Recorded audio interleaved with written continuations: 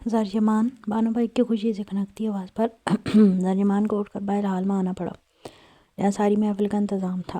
لڑکیاں سال کا فرش اور گدیاں چمکانے کی تگودو میں تھیں، جہاں شام کی محفل کا آغاز ہونا تھا۔ کیا ہوا؟ زرجمان نے کوفت بھرے لہجے میں پوچھا۔ آج خاص نئے مہمان آ رہے ہیں، وہ جو نئی لڑکی آئی ہے جس کی حسن میں ستارہ کشیدے پاڑی تھی، اسے رقص کے بعد سب کے سامنے پیش کریں گے۔ بانو بھائی کا کہنا تھا۔ کچھ لمحے زرجمان پریشانی سے انگلیاں مروڑنے لگی۔ زرجمان جانتی تھی بانو بھائی نے اگر زرمش کا چہرہ دیکھ لیا تو کام بگڑ جاتا، پھر اس کوٹے کی ایک نہیں دو امیدوار ہوتی۔ اس لڑکی کو میں اب باہر پیش نہیں کر سکتی، انہیں سارے لوگ دیکھ کر اگر اس لڑکی نے مدد طلب کر لی تو بدنامی ہو جائے گی، کیونکہ وہ ابھی بھی ٹھیک طرح تیار نہیں ہے۔ آپ بند کمرے میں جتنا چاہے ہنگامہ مچا لے، کوئی نہیں سنے گا، زرجمان نے لچکدار انداز میں کہا تو بانو بھائی کچھ لمحے سوچ میں پڑ گئی۔ اگر وہ لڑکی سب کے سامنے پیش ہو جاتی تو اس لڑکی کی قیمت میں 100 گنا اضافہ ہو جاتا اور ہر کوئی بانو بھائی سے اس کو مانگتا، لیکن زرجمان کی بات بھی قابل غور تھی۔ ٹھیک ہے، پھر آج سیٹھ باران دلشیر آئے گا اور اس کے ساتھ اس کا خاص دوست مہمان۔ اس لڑکی کو تیار کرو ایسا کہ اچھے سے اچھی کا ایمان ڈگمگا جائے اور اچھے سے تربیت کر دو، پہلی بار آ رہا ہے وہ مہمان، پر جب یہاں سے جائے تو روزانہ آئے۔ بانو بھائی کی بات پر زرجمان کمینگی سے مسکرانے لگی۔ کتنا مسرت بھرا لمحہ تھا کہ جس لڑکی کو بانو بھائی سالوں سے ڈھونڈ رہی تھی، آج وہی تھال میں سونے کی چڑیا کی طرح باران دلشیر جیسے ایوان کے دوست کے سامنے سجا کر پیش کی جانے والی تھی۔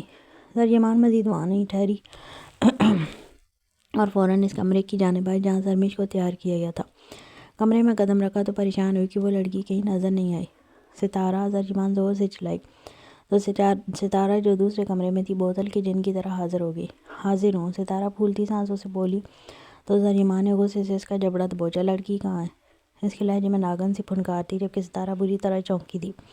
زرجمان نے اسے جھٹکے سے چھوڑا تو وہ کمرہ کھنگالنے لگی، اور مسہری کی دوسری جانب جاتی گہرا مسکرائی۔ کبوتر آنکھیں بند کرتے بلی سے چھپنے کی کوشش میں ہے۔ مسہری کے پیچھے چھپی زرمش کو بازو سے کھینچتے ستارہ نے کھڑا کیا تو زرجمان کی آنکھیں زرمش کے وجود سے اٹھتی چمک سے مزید کھل گئیں۔ سفید گلاب بے اختیار زرجمان کے منہ سے نکلا۔ وہ سمجھ نہیں پا رہی تھی انارہ زیادہ حسین ہے یا زرمش۔ ابھی تو صرف 2 دن کی محنت تھی اور یوں لگتا تھا حسن کا مجسمہ تراشا گیا ہے۔ سفید چمکدار چولی جو صرف سینے کو ڈھانپے ہوئے تھی اور سینے سے نچلا حصہ اس کا پیٹ اور پتلی کمر بالکل صاف واضح تھی کہ اس رعنائی چھپانے کے لیے جالی دار کپڑا بھی نہیں تھا۔ سفید چولی کے نیچے ہلکے گلابی رنگ کا لہنگا، اوپری گلا کچھ گہرا تھا جسے زرمش نے پیچھے کر کے چھپا دیا تھا۔ ریشم سے بالوں کو قلس دے کر کھلا چھوڑا تھا اور ماتھے پر نازک بندیا اور کانوں میں باریک آویزیں، پتلے اور نازک دودھیا بازو، متناسب ہوش شبہ سراپا، ہلکا میک اپ اور سفید چاندنی سے چہرے پر آتشی لپسٹک۔ اس کا بازو چوٹ ستارہ! زرجمان کو گمان ہوا اگر اس لڑکی کو کسی نے چھوا تو وہ میلی ہو جائے گی۔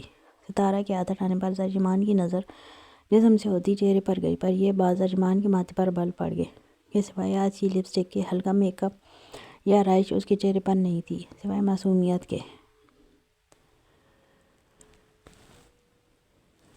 اس کا میک اپ اتنا ہلکا کیوں ہے؟ گہرا کر، زرجمان نے اطمینان سے کہا۔ اس سے ہلکے میک اپ میں بھی وہ کمال ہی کیا؟ کس طرح کروں؟ یہ کلموئی روتی اتنا ہے کہ سارا میک اپ خراب ہو جاتا ہے۔ ستارہ نے منہ بناتے کہا تو زرجمان گہرا مسکرائی۔ کوئی بات نہیں، اس میک اپ کی جگہ جو معصومیت اس کے چہرے پر سجی ہے وہ ہماری قسمت چمکا دے گی۔ آگے بڑھتے زرجمان نظریں جھکائے خوفزدہ ہوتی زرمش کے سامنے آئی تھی اور آنکھوں کے کاجل کو چھوٹی انگلی میں لگا کر زرمش کے کان کے نیچے لگایا تھا کہ اس وقت وہ ڈری سہمی ایک ہرنی سی لگ رہی تھی۔ ایک بار ذرا اس پھلجھڑی کی کمر تو دیکھ لوں۔ ستارہ نے زرجمان کو پلٹتے دیکھ فوراً زرمش کا رخ دیوار کی طرف کرتے زرمش کی پشت زرجمان کی طرف کی۔ زرمش کی پشت پر مار پیٹ اور تشدد کے نشان تھے۔ دوا نہیں لگائی تھی اس پر؟ زرجمان نے گرجتے ہوئے پوچھا تو ستارہ پریشان ہو گئی۔ خود ہی آپ بہن میں جو مار والا کام کیا تھا؟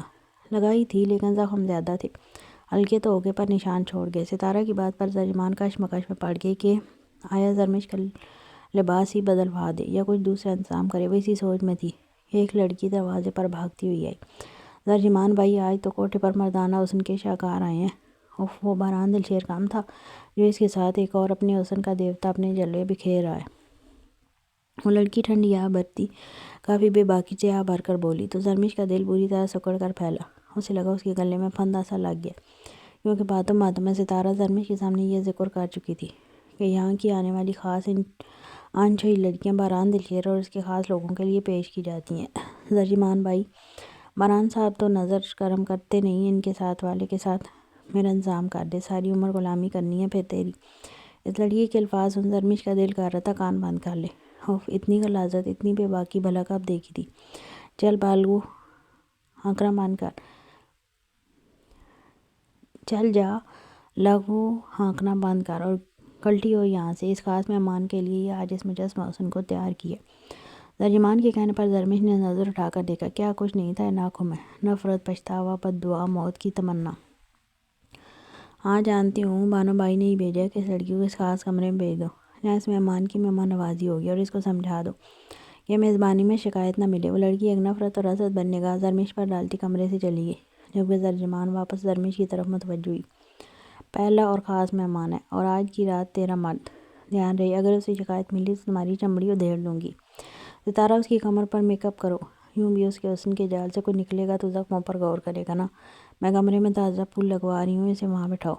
ترجمان حکم صادر کرتی عجلت میں نکل گئے، جبکہ اب کی بات زرمش اطمینان سے مسکرائی تھی۔ فیصلہ کیا تھا کہ موت کو گلے کیوں لگائے، اتنا بڑا ظلم اپنی ذات پر کیوں کرے، بلکہ اب چمڑی ادھیڑے یا ترجمان جان لے لے، پر وہ اپنا آپ کسی کو چھونے بھی نہیں دے گی۔ زرمش اپنی سوچوں میں اتنی گم تھی کہ معلوم ہی نہ ہوا۔ ستارہ نے اس کی کمر پر میک اپ کر دیا اور اسے کھینچتی ہوئی اس کمرے کی جانب لے گئی۔ زرمش باہر نکلی، سب کی آنکھیں حیرت کی زیادتی سے پھیل گئیں کہ یہ حسن تو ایسا تھا کہ بندہ صرف دیکھنے کی حد تک بھی ڈرے کہ میلا نہ ہو جائے، پر قسمت کتنی خاک تھی کہ وہ قیمتی ہیرا آج مٹی ہو جانا تھا۔ وہیں کئی لوگ یہ سوچ پریشان تھے کہ کیا وہ انارہ تھی؟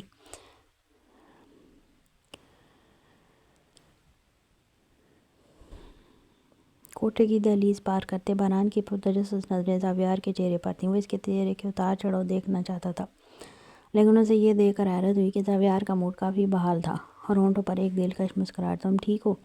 باران نے اپنی کیفیت کو مد نظر دیکھے چتون رکھتے زاویار سے پوچھا۔ زاویار کا مسکرانا اسے کھٹکا تھا، کچھ گڑبڑ کا احساس ہوا تھا۔ ہاں ٹھیک ہوں، تمہیں کیا ہوا؟ زاویار نے کف فولڈ کرتے نارمل لہجے میں پوچھا۔ لاپرواہی ایسی تھی جیسے یہاں روز دودھ پتی پینے آتا ہو کہ باران دلشیر اپنے دوست کے عرصہ و سفید سے واقف تھا۔ وہ کتنے پانی میں تھا، اس سب کو وہ آرام کہتا تھا۔ باران اچھے سے جانتا تھا، اس لیے اس کے عجیب سے ایٹیٹیوڈ پر باران لب بھیج گیا۔ نہیں، تمہارا اتنا نارمل بیہیو عجیب لگ رہا ہے، نہ ہضم ہو رہا ہے۔ خیر چھوڑ، شاید میرا وہم ہے۔ کہتے ساتھ باران نے کندھے اچکا دیے۔ وہ مغرور شہزادے مغرور قدم اٹھاتے اندر کوٹھے کے مین ہال میں داخل ہوئے۔ ان دونوں کا اندر آنا تھا کہ بانو بھائی اور زریمان کی چمکتی نظریں باران سے ہوتے اس خوبرو شہزادے سے چپک گئیں، جو دیکھنے میں ہی کافی امیر لگ رہا تھا، جس کی ہونٹوں پر ہلکی خوبرو سی مسکراہٹ رقصاں تھی، جبکہ عام دنوں کے برعکس باران دلشیر کچھ بے چین معلوم ہو رہا تھا۔ بانو بھائی کا اشارہ ملنا تھا کہ جتنی تتلیاں وہاں زاویار کو دیکھتے پورے حال میں ادھر سے ادھر اڑتی پھر رہی تھی، اس کے آگے پیچھے منڈلانے لگی۔ گلاب کی ٹوٹی پتیوں کے بہانے دس پر نچھاور ہونے کو تیار ہوں، پر وہ ایک نظر سب پر ڈال کر بے نیاز ہوتا۔ باران کے برابر میں وہاں رکھے تخت پر بیٹھ گیا۔ ٹرسٹ می، کوئی ایک بھی ایسی نہیں جس پر نگاہ ٹھہر جائے۔ زاویار معراج خانزادہ کندھے اچکاتے افسوس سے بولا۔ اب کی بار باران مسکرایا تھا۔ بانو بھائی، آج تمہارے کوٹھے کے حسن پر سوال اٹھا ہے۔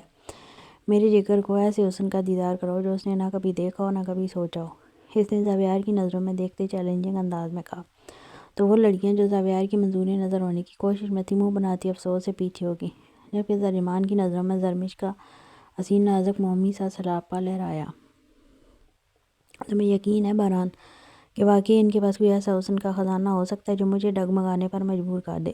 زاویار نے کان کے قریب جھکتے پوچھا۔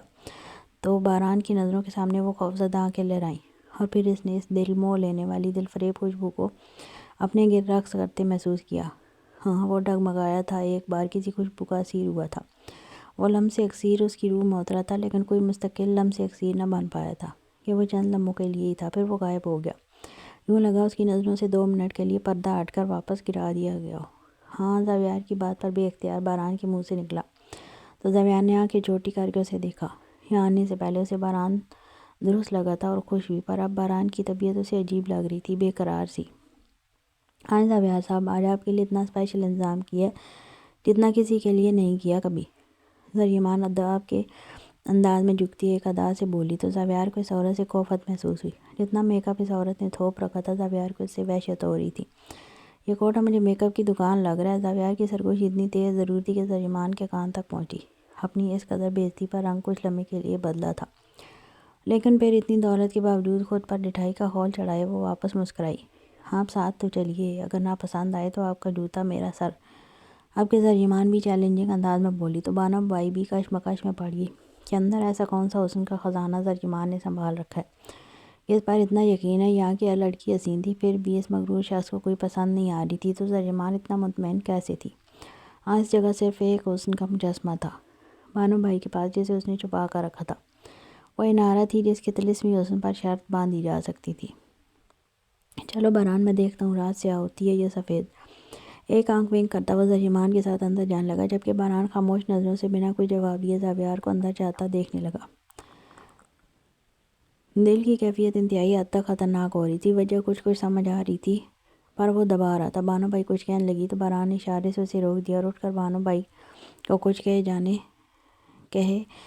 پہچانے راستے پر چلتا اسی کچن کی جانب چلا گیا۔ کچن میں جاتے جاتے اس کے قدم کچن سے پہلے بنے ایک کمرے کے دروازے پر رکے جو لاک تھا۔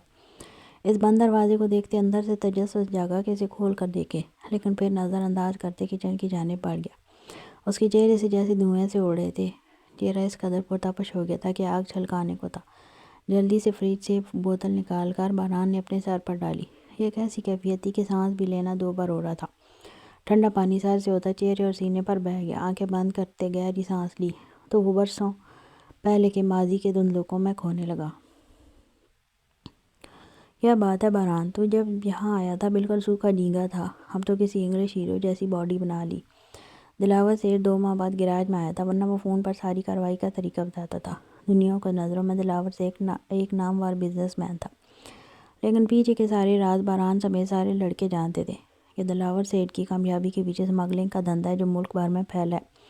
آہستہ آہستہ کام کرتے 2-3 سالوں میں ہی بہرحال دلاور سیٹھ کا بہت خاص بندہ بن گیا تھا، اور دلاور سیٹھ بہرحال کو ان کاموں کے لیے استعمال کرتا تھا جس میں اس کو صرف بھروسہ مند بندہ چاہیے ہو۔ لیکن آج 2 سال بعد جب دلاور سیٹھ اپنی کسی خاص بزنس ڈیل کی کامیابی پر اپنے خاص لڑکوں کو انعام دینے آیا تھا تو بہرحال کو شرٹلیس دیکھ تعریف کیے بغیر نہیں رہ سکا تھا۔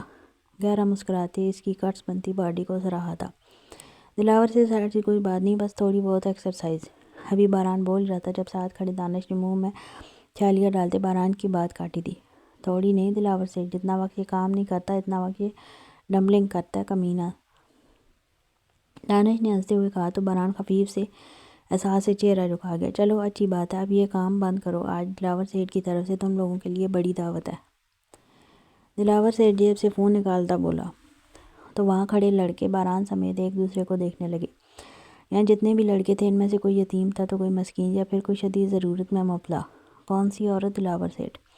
بہرحال نے کون سی دعوت؟ دلاور سیٹھ۔ بہرحال نے تجسس سے پوچھا کچھ دیر میں پتہ چل جائے گا، چلو لڑکو گاڑی نکالو ہم نکل رہے ہیں۔ دلاور سیٹھ کے اشارے پر بہرحال کشمکش میں پڑ گیا۔ اس نے آج ایان سے وعدہ کیا تھا وہ آج کی رات ایان اور ایلف کو پارک لے کر جائے گا اور وہ لوگ ڈنر باہر کریں گے۔ یوں بھی صبح وہ معمولی سی ضد پر ایلف کو تھپڑ مار کر آیا تھا جس کی وجہ سے سارا دن برا گزرا تھا۔ وہ کچھ دیر میں چھٹی کرنے والا تھا۔ کچھ سوچتے وہ باہر بھاگا اور سب سے آگے کھڑی سفید گاڑی میں بیٹھتے دلاور سیٹھ کی طرف بھاگا۔ دلاور گاڑی میں بیٹھ چکا تھا، گاڑی کا دروازہ بند کرنے لگا تھا جب بہرحال اس کے قریب جھکا۔ آج کے لیے معذرت دلاور سیٹھ، میرا چھوٹا بھائی گھر پر میرا انتظار کر رہا ہے۔ آج گھر وعدہ کر کے آیا تھا کہ اسے باہر لے کر جاؤں گا، میں آج آپ کے ساتھ نہیں آ سکتا۔ بہرحال کے کہنے پر دلاور سیٹھ نے اسے بغور دیکھا۔ وہ لڑکا کبھی اپنی زبان سے اپنی بہن کا ذکر نہیں کرتا تھا۔ ایسا نہیں تھا، دلاور سیٹھ اس کی فیملی سے انجان نہیں تھا، وہ سب جانتا تھا بہرحال کے متعلق، پر وہ ہر بار اسے حیران کر دیتا تھا۔ ابھی میرے ساتھ چلو، اس کے بعد میں لے جانا، اس کو بعد میں لے جانا۔ دلاور سیٹھ بات مختصر کرتے دروازہ بند کرنے لگا تھا جب بہرحال نے دروازہ تھام لیا۔ سیٹھ جانا ضروری ہے ورنہ وہ بہرحال نے بولنا چاہا جب سیٹھ دلاور سختی سے انگلی دکھاتے اسے روکا۔ گاڑی کا دروازہ بند کر اور جا کر گاڑی میں بیٹھ، دلاور سیٹھ نے آپ کی سختی سے کہا تو بہرحال آپ بھیجے دروازہ بند کر گیا۔ منہ کے زاویے مکمل بگڑ چکے تھے جب اچانک چہرے پر کسی نے ٹی شرٹ پھینکا۔ بہرحال نے غصے سے پھینکنے والے کو دیکھا تو وہ دانش تھا جو گاڑی میں بیٹھنے کا اشارہ کر رہا تھا۔ بہرحال ٹی شرٹ پہنتے گاڑی میں بیٹھ گیا۔ گاڑی مختلف رستوں سے گزرنے لگی۔ وہ منہ پر ہاتھ رکھ کے اپنی فکروں میں گھرا تھا کہ نہ جانے کتنے سفر کے بعد گاڑی جھٹکے سے رکی تو اچانک گاڑی کے لڑکے کی ایک آواز میں چیخے۔ بہرحال نے نظریں اٹھا کر سامنے دیکھا جو جیسے پتھر کا ہو گیا۔ یہ گلی کافی رنگین تھی، سامنے ہی کئی گھر بنے تھے پر جن کے باہر جوان جوان لڑکے بیٹھے تھے اور لڑکیاں بے تکلفی سے ان کے ساتھ کھڑی کچھ گپیوں میں مصروف تھیں۔ بہرحال کے ماتھے پر بل پڑ گئے۔ ان کی گاڑی جس گھر کے آگے رکی تھی وہ جیسے اس زمانے کا شیش محل تھا، سارے لڑکے خوشی سے اندر گئے جبکہ وہ وہیں گاڑی سے باہر نکلتا گاڑی کے پاس کھڑا تھا۔ جب کسی نے کندھے پر ہاتھ رکھا تو باران چونک کے پلٹا۔ دلاور سیٹھ مسکراتے اسے ہی دیکھ رہا تھا۔ چل اندر، آج تجھے معلوم ہوگا دنیا کتنی رنگین ہے۔ دلاور سیٹھ کی ذومانی بات پر باران لب بینچے نفی میں چلنے لگا۔ سیٹھ، میں اپنی سیاہ اندھیرا دنیا میں خوش ہوں، مجھے رنگوں سے نفرت ہے۔ باران کا لہجہ کافی سخت تھا جبھی دلاور سیٹھ کی مسکراہٹ غائب ہوئی تھی۔ اندر چل، پیٹھ پر تھپکی دیتے اس پر دلاور سیٹھ نے انکار کی گنجائش نہیں چھوڑی تھی۔ اس کے چہرے کے تاثرات سخت ہو چکے تھے۔ باران مزید کچھ نہ کہہ سکا تھا کیونکہ جانتا تھا دلاور کو انکار نہیں پسند اور اب وہ واقعی اس دلدل میں پھنس چکا تھا کہ چاہ کر بھی نہیں نکل پاتا۔ اگر نکلنے کی کوشش کرتا تو اس کے پیچھے اس کے چھوٹے بہن بھائی تھے۔ وہ واقعی بے یار و مددگار ہو چکا تھا۔ نہ سہارے کے لیے کوئی مضبوط کندھا تھا، نہ چھپنے کی کوئی جگہ کہ باران دلشیر کو شدت سے اپنے باپ کا کندھا یاد آتا تھا کہ بے شک اس کا باپ کمزور تھا پر اتنا مضبوط ضرور تھا کہ باران اس کے پیچھے چھپ سکے۔ قدم اندر رکھتے رنگوں خوشبو کا ایک جہاں یہاں دیکھنے کو ملا تھا۔ وہ حیران ہوا تھا، اس نے اس جگہ کے بارے میں بہت بار سنا تھا پر کبھی یہاں آیا نہیں تھا۔ یہ بانو بھائی کا کوٹا تھا۔ بانو بھائی اس کی آتی نزاکت سے دلاور سیٹھ کے سامنے جھکی تھی۔ باران کو اس جگہ سے خوف و وحشت ہوئی تھی۔ ایک گھن سی اس کے وجود میں سرایت کرنے لگی تھی۔ اس رات کا وہ منظر یاد آیا تھا جب اس نے مہرو کو کسی غیر کی باہوں میں مچلتے دیکھا تھا۔ کیا ہوا، تو ٹھیک ہے؟ دلاور سیٹھ نے اس کی غیر ہوتی حالت دیکھتے پوچھا تو بانو بھائی اس نوعمر لڑکے کو دیکھنے لگی جو 20-21 سال کا تھا۔ میں یہاں نہیں رک سکتا، میں جا رہا ہوں۔ باران کا احتساب وہاں سے نکلنے لگا تھا جب دلاور سیٹھ نے اس کا ہاتھ پکڑتے سے روکا۔ بیٹھ جا۔ تہمکانہ لاج ایک ساتھ زبردستی باران کو اپنے ساتھ بٹھاتے ہوئے ایک تخت پر بیٹھ گیا۔ کچھ ہی دیر میں رقص کی محفل شروع ہوئی تو مزید رنگ برنگ کی تتلیاں اس کے آگے پیچھے گھومنے لگیں۔ یہ تو زندگی کا اصل مزہ ہے چھوکرے، دلاور نے باران کے زرد رنگ کو دیکھتے کہا۔ اسے لگ رہا تھا جیسے باران کو ہوش آ رہا ہے۔ دوسری طرف باران کے چہرے پر ٹھنڈے پسینے آنے لگے جبکہ ایک نازک حسینہ باران کے آگے جھکی ہاتھ لہرا رہی تھی اور اس چہرے اور کشادہ سینے پر چھونے لگی۔ یہ سب بہت گندا ہے دلاور سیٹھ، مجھے جانے دو۔ وہ غصے سے بولا تو دلاور سیٹھ طنزیہ ہنسا۔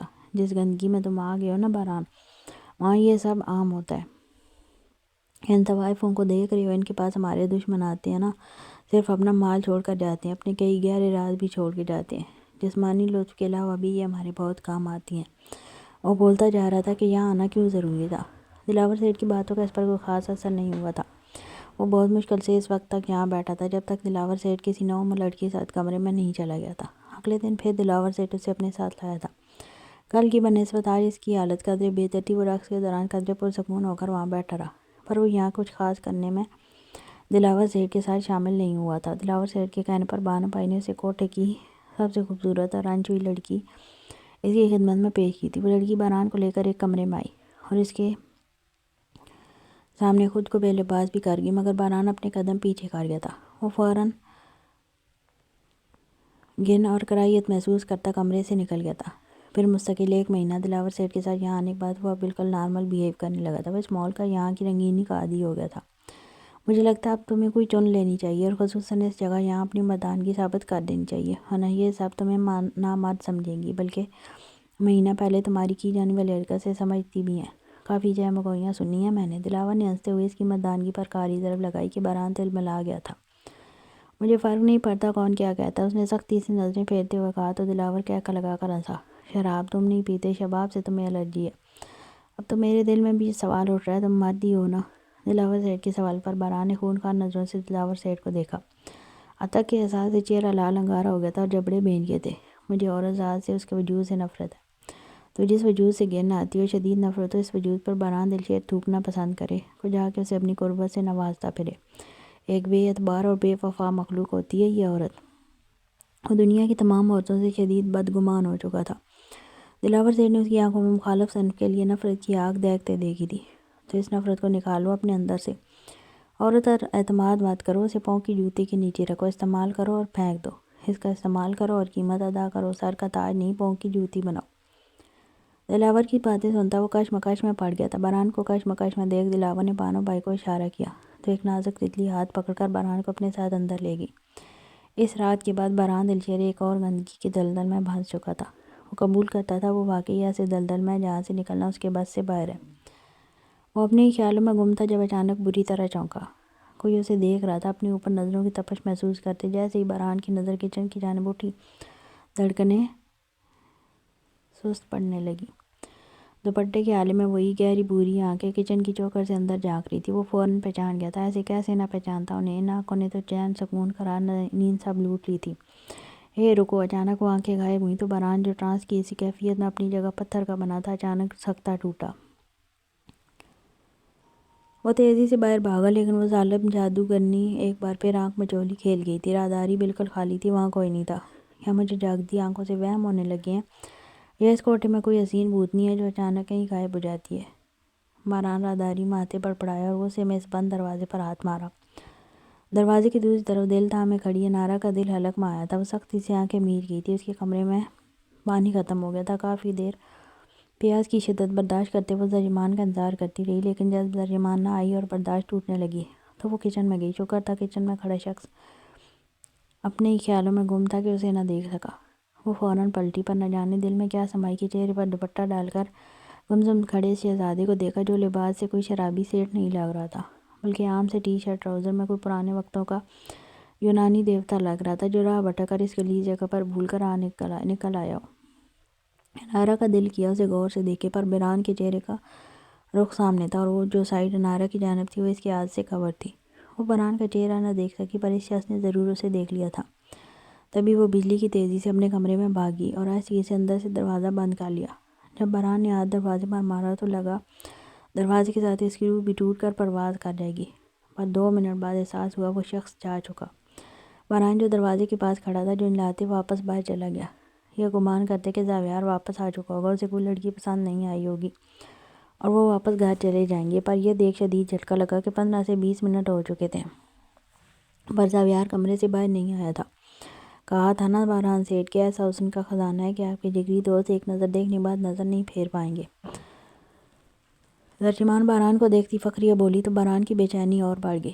یوں لگا جیسے جلتے ہوئے انگاروں پر لوٹ گیا ہو۔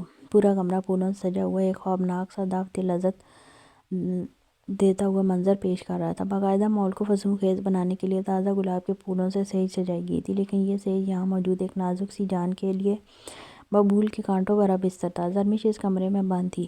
کسی بھی لڑکی کے لیے موت کا سماں تھا کہ بغیر نکاح کے کسی کی سیج سجائے۔ یہاں بھی ایسا ہی ہو رہا تھا، پر وہ تہیہ کر چکی تھی کہ مارنے اور مرنے پر آ جائے گی، لیکن خود کو کسی کو آسانی سے سونپتے ہوئے کسی کی وقتی غلط تسکین کا سبب نہیں بنے گی۔ جب بھی پھولوں سے بھری بیڈ پر بچھی چادر کھینچی تھی اور اپنے برنا وجود کو ڈھانپ لیا تھا کہ اس کے پیروں کی انگلیاں تک اس میں چبھ گئی تھی۔ میک اپ کے نام پر اسے سرخ گہری لپسٹک لگائی گئی تھی۔ اسی چادر سے اس لپسٹک کو مسل ڈالا تھا۔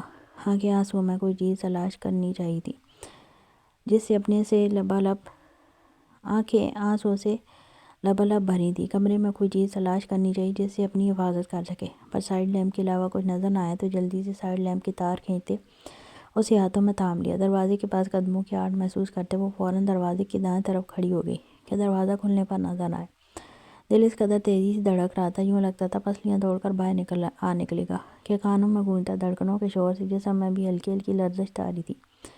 زاویہ جس کی مسکراہٹ زریمان کے پیچھے آتے ہی غائب ہو چکی تھی، انتہائی سخت تاثرات لیے کمرے کے دروازے کے گول ہینڈل پر ہاتھ رکھا۔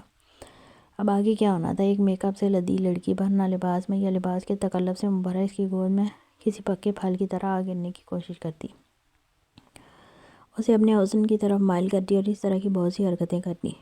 پر وہ سوچ چکا تھا اسے سختی سے بول دے گا کہ اس کے قریب آنے یا اسے چھونے کی جرات بھی نہ کرے۔ جب بھی دروازہ کھول کمرے میں داخل ہوا اسے اپنے پیچھے کچھ غیر معمولی محسوس ہوا تھا۔ کسی بات سے بھی زیادہ تیز اور زیرک نگاہ اور چھٹی حس رکھنے والا زاویار معراج خانزادہ سیکنڈ میں معاملے کی تہہ تک پہنچ چکا تھا۔ تبھی بجلی کی اسی تیزی سے اپنے پیچھے گھوما۔ وہ کالج کے زمانے میں بہت مہنگے فائٹنگ کلب سے فائٹنگ سیکھا تھا۔ اس کے اندر بہت سے دو پیچ سکھائے جاتے تھے، جن میں سے ایک اپنے پیچھے کی حرکت کو محسوس کرنا تھا۔ اس لیے میں جب وہ کمرے میں داخل ہوا تو خالی کمرہ دیکھ کر گڑبڑ کا احساس ہوا۔ اچانک اپنے پیچھے عجیب حرکت محسوس کرتے اسی لیے فوراً پیچھے مڑا تھا۔ زرمش جو موقع کو غنیمت جان کر وار کرنے کی کوشش میں تھی، زاویہ نے ایک لمحے میں اس پر وار کرتے ہاتھ کی کلائی اپنے ہاتھ میں جکڑی اور دوسرے بازو کو بھی جکڑ کر اسے پیچھے کی جانب دھکیلا تو زرمش کی پشت اور سر دیوار سے بری طرح ٹکرایا۔ زاویہ نے اب بھی اس کے ہاتھ تھام رکھے تھے۔ تکلیف کی شدت سے زرمش کے منہ سے ایک درد بھری سسکی برآمد ہوئی۔ وہ سر میں اٹھتی ٹیسوں کی وجہ سے اپنی آنکھیں بری طرح میچ گئی، جبکہ حقیقی وار تو زاویار خانزادہ پر اب ہوا تھا۔ میٹھی میٹھی لپسٹک کے نشان لرزتے ہونٹوں پر موجود ایک الگ ہی نظارہ پیش کر رہے تھے۔ چہرہ آنسوؤں سے معطر، میک اپ سے پاک، گہری لرزتی پلکیں گلابی آرزوں پر جھکی لرز رہی تھیں، مومی گالوں پر قدرتی گلابی پن اوش ربا تھا۔ اس بند آنکھوں والی نازک جان سراپے کے چہرے کو دیکھتے وہ اپنی جگہ پر ساکت ہو گیا۔ نظریں ہٹنے سے انکار نہیں تھی کہ وہ ہوش میں ہی کب تھا۔ باہر وہ خود سے دعویٰ کر کے آیا تھا کہ اندر جو بھی ہو اسے اپنے قریب بھی نہیں پٹکنے دے گا، اور اب خود اس کے بہت قریب اسے غور سے دیکھے جا رہا تھا۔ باعث ترجمان جو دعویٰ کاری تھی وہ جھوٹا نہیں تھا۔ اس کے سامنے کھڑی لڑکی بے مثل حسن رکھتی تھی۔ زاویار اس کے چہرے کے نقوش میں بری طرح الجھا تھا۔ جب زرمش نے اپنی آنکھیں کھولی، اگلے لمحے آنکھیں خوف سے پھیل گئیں کہ وہ شخص اس قدر لمبا چوڑا تھا کہ اسے اسی لمحے ادراک ہوا کہ وہ چاہ کر بھی اس کا مقابلہ نہیں کر سکے گی۔ اس جوان سالہ مرد کے ایک تھپڑ کی مار بھی نہیں ہوگی۔ دل مزید خوف سے کانوں میں دھڑکنے لگا اور کلیجہ اچھل کر منہ مارنے کو بےتاب ہوا۔ زرمش کی آنکھوں میں بکھرے سرخ ڈوڑے اور خوف کی تحریر رقم دیکھ زاویار مزید مبہوت ہو گیا۔ جب اچانک زرمش اپنے ہاتھ چھڑانے کو بری طرح پھڑپڑائی، زاویار کی ٹرانس کی کیفیت کانچ جیسے چھناکے سے ٹوٹی تو وہ اب کی بار اس کے ہاتھوں پر پکڑ مزید سخت کرتے ماتھے پر بل ڈالے اس لڑکی کا جائزہ لینے لگا۔ ایک نظر دیکھنے کے بعد اسے احساس ہوا یہ حملہ اس لڑکی نے اپنے بچاؤ کے لیے کیا تھا۔ جسم پر بیڈ شیٹ لپیٹے وہ خود کو چھپائے ہوئے تھی اور زاویار پر حملہ آور ہوئی تھی۔ زاویار نے استہزائیہ مسکراتے واپس اس کے چہرے کی جانب دیکھا جہاں خوف کی جگہ نفرت تھی۔ چھوڑو مجھے، زرمش غصے سے پھنکاری تھی۔ کیوں چھوڑوں؟ بے وجہ بے بات وہ سوال کر گیا۔ وہ سننا چاہتا تھا وہ لڑکی کیا کہتی ہے، کیونکہ اگر یہاں کسی مرد کے آنے اور اس کے چھونے پر اتنا اعتراض تھا تو اپنے حسن کی نمائش کرتے کوٹھے پر کیوں بیٹھی تھی؟ حسن بھی وہ جو کسی کو بھی بہکا دے، جبکہ باران نے یہ بات اسے واضح الفاظ میں بیان کر دی تھی کہ اس کوٹھے پر کسی لڑکی کے ساتھ زبردستی نہیں ہوتی۔ اگر تم نے مجھے چھونے کی کوشش بھی کی تو خود کو مضبوط کرتے وہ چلانے لگی جب زاویار کی آنکھوں میں سر تعصب بھرا۔ زاویار نے ایک زوردار جھٹکے سے زرمش کو دیوار سے ہٹایا تو اس کے ہاتھ میں پکڑا لیمپ اور جسم چھپائے چادر جھٹکے سے قدموں میں ڈھیر ہو گئی۔ وہ دیکھنا نہیں چاہتا تھا پر مرد تھا۔ نظریں اس کے حسین سراپے میں الجھ کر بھٹک سی گئیں۔ یوں بھی وہ تو طوائف ہی تھی، کون سی پاک باز لڑکی تھی۔ اس کی نازک کمر اور دودھ یا بازو سے ہوتی زاویار کی نظر اس کی ٹھوڑی کے ہلکے سے خم پر ٹھہر گئی۔ وہ نہیں بہکنا چاہتا تھا پر نظر بہک گئی تھی، جبکہ زرمش اپنی اس آبرو ریزی پر زمین پر پڑی چادر اٹھاتے زاویار سے 5 قدم پیچھے ہوئی ایک بار پھر دیوار سے لگی تھی۔ زرمش چادر کو اپنے گرد لپیٹے سانس روکے کھڑی تھی۔ اس کی حرکات پر زاویار الجھ گیا تھا۔ وہ اسے چھونے کا ارادہ نہیں رکھتا تھا، وہ میچور تھا، اچھے برے کو سمجھتا تھا، وہ آرام کاری کا عادی نہیں تھا، پر اسے اس لڑکی کی حرکتیں عجیب لگ رہی تھیں۔ یہ لڑکی کوٹھے پر بیٹھ کر اپنے حسن کو کیش کر رہی تھی اور پریزنٹ ایسے کر رہی تھی جیسے اس کا ریپ ہو رہا ہو۔ جتنے کانفیڈنس سے ترجمان اسے اس کمرے کی طرف لائی تھی تو یقیناً یہ لڑکی اپنی مرضی سے یہاں بیٹھی تھی، ورنہ اگر یہ لڑکی راضی نہ ہوتی تو کوٹھے کی بانو بائی اتنے امیر کسٹمر کو پہلی مرتبہ ایسی لڑکی دیکھنے کا کبھی یہ رسک نہ لیتی۔ تمہاری منہ مانگی قیمت ادا کی ہے، یقیناً تمہیں اپنے خریدار کو لبھانے کے ہزار گن سکھائے گئے ہوں گے، اس لیے اب یہ ڈرامے بازی بند کرو اور ذرا ڈھنگ سے پیش آؤ، بیڈ پر بیٹھو۔ سینے پر ہاتھ باندھتے زاویار نے حکم صادر کیا اور نظریں اس حسینہ سے پھیریں کہ بندہ بشرطہ خطا کا بدلہ، اگر یہاں بہ کر ایک خطا ہو جاتی تو وہ اس دلدل میں پھنس جاتا۔ آج حقیقی معنوں میں اس کے ایمان اور نیت کا کڑا امتحان تھا۔ لاکھ کوشش کے باوجود زرمش کا بے پناہ بے اختیار حسن اس کو بہکا رہا تھا۔ اگر تم نے مجھے چھونے کی کوشش کی تو میں اپنی جان دے دوں گی، زرمش دھمکی آمیز لہجے میں بولی تو زاویار کے ماتھے پر بل پڑے۔ تو کیا صرف یہ برنا وجود دکھانے کی اتنی قیمت وصول کی ہے؟ گویا مذاق اڑاتے پوچھا تو زرمش کی آنکھوں سے آنسو گرتے گالوں پر پھسل گئے۔ میں طوائف نہیں ہوں، شدت ضبط سے آنکھیں میچتے کہا۔ وہ کس کو یقین دلاتی وہ طوائف نہیں تھی، ہو نہیں، پر یہ کسی ضرورت کے تحت بننے آئی ہو۔ پر اب دل ڈر رہا ہے، تم عورتیں کیسی چند ٹکوں کے لیے اپنی عزت کا سودا کر دیتی ہو۔ زاویار بے رحم ہوا اور بول کر طنزیہ ہنسنے لگا تھا۔ وینٹ کی جیب سے الیکٹرک پاٹ نکالتے لبوں سے لگایا اور ایک گہرا کش کھینچتا دھواں زرمش کی جانب چھوڑا۔ جب اس کے الفاظ چابک کی طرح زرمش کے جسم پر لگے، بات سچ ہوتی اگر کچھ رد و بدل کی جاتی۔ اس احمق نے ابرار کی محبت مندے ہو کر واقعی اپنی عزت کا مفت سودا کیا تھا، پر عورت تو اسی وقت گر جاتی ہے جب وہ عزت کا سودا کرنے کا فیصلہ کر لے، کیونکہ شریف عورت تو ایسا سوچ بھی نہیں سکتی۔ تو پلیز اپنا یہ پاکیزگی کا ڈھونگ اور ناٹک بند کرو۔ زاویار ناپسندیدگی سے بولا، یہاں سے چلے جاؤ۔ اب کہ زرمش نے گزارش کی تھی، اسے اس شخص سے خوف محسوس ہوا تھا۔ سامنے والا بندہ پیچھے ہٹنے کے ارادے نہیں رکھتا تھا۔ کیوں جاؤں؟ پوری قیمت وصول کر کے جاؤں گا، اس نے زرمش کے قریب ہوتے جان بوجھ کر کہا۔ اسے اس لڑکی سے کسی قسم کی کوئی ہمدردی محسوس نہیں ہوئی تھی، نہیں اس کے آنسو زاویار کے دل پر اثر انداز ہو رہے تھے۔ تم اگر میری عزت بخش دو گے تو یقین کرو اللہ تمہاری عزت کی حفاظت کرے گا۔ وہ اچانک التجا کرنے پر آئی تھی، جبکہ اس کے جملے پر زاویار بے اختیار قہقہ لگا کر تلخی سے ہنسا تھا۔ میری عزت تو پہلے ہی تمہاری طرح چند ٹکوں کی خاطر مجھے چھوڑ کر جا چکی، اس لیے اپنے یہ ڈھونگ اور ناٹک بند کرو، مجھے خوش کرو۔ میں تمہاری کوٹھے کی مہمان نوازی دیکھنا چاہتا ہوں، اور یہ رو دھو کا سمپتی لینے کا ناٹک بند کرو۔ جانتا ہوں انچوئی رہنے کے لیے ناٹک کاری ہو نا، کہ نیکسٹ گاہک سے بھی تگڑی رقم وصول کر سکو، ہو ہی اوپر سے طوائف مکاری کوٹ کوٹ کر بھری ہوگی۔ چلو آج جو میں نے تمہاری قیمت ادا کی اسے ڈبل کر لو، یہ ڈرامے بازی بند کرو۔ زبیان نے بینچ پر بیٹھتے حکم دیا اور ساتھ اپنے الفاظ سے زرمش کے وجود کو چھلنی چھلنی کر دیا۔ وہ بار بار اسے طوائف کہتے مخاطب کر رہا تھا، جبکہ زاویار انتظار میں تھا کہ وہ یہ شرافت کا ڈھونگ چھوڑ کر اس کی طرف قدم بڑھائے تو پھر وہ اس لڑکی کو اس کی اوقات بتائے گا۔ اگر تم میرے قریب آئے تو تم بہت پچھتاؤ گے۔ جب زاویار نے اسے قریب آ کر اپنی تھائی کی طرف بیٹھنے کا اشارہ کیا تو زرمش کو لگا اس کے وجود کو آگ لگا دی گئی ہے، اس لیے اس نے آنکھوں میں انتہائی نفرت لیے کہا تھا، وہ شخص ہوگا لاکھ طاقتور، پر سب سے بڑی طاقت اس رب کی تھی جس کے قبضے میں سب کی جان، اور وہ اپنی عزت اپنے رب کے سپرد کر چکی تھی، اس لیے دھمکی آمیز لہجے میں بولی۔ اچھا، زاویار نے بمچکاتے حیرت سے پوچھا، اور کیوں پچھتاؤں گا میں؟ اس نے ہونٹوں پر کمینی سی مسکراہٹ سجاتے دریافت کیا۔ یہ چوہے بلی کا کھیل اب کافی انٹرسٹنگ ہو گیا تھا، اس لیے وہ بڑے اطمینان سے اسے زج کرنے پر تلا تھا، مگر پھر زرمش کے منہ سے نکلنے والے جملے زاویار معراج خانزادہ کو آگ کی بھٹی میں جھونک گئے تھے۔ آج تم مجھے رون دو گے تو کل تمہاری بیٹی طوائف بن کر یہاں آنے والے مردوں کو خوش کرنے کا سامان بنے گی۔ زرمش کے جملے نہیں تھے بلکہ وہ تیزاب تھا جو اس نے زاویار پر پھینکا تھا۔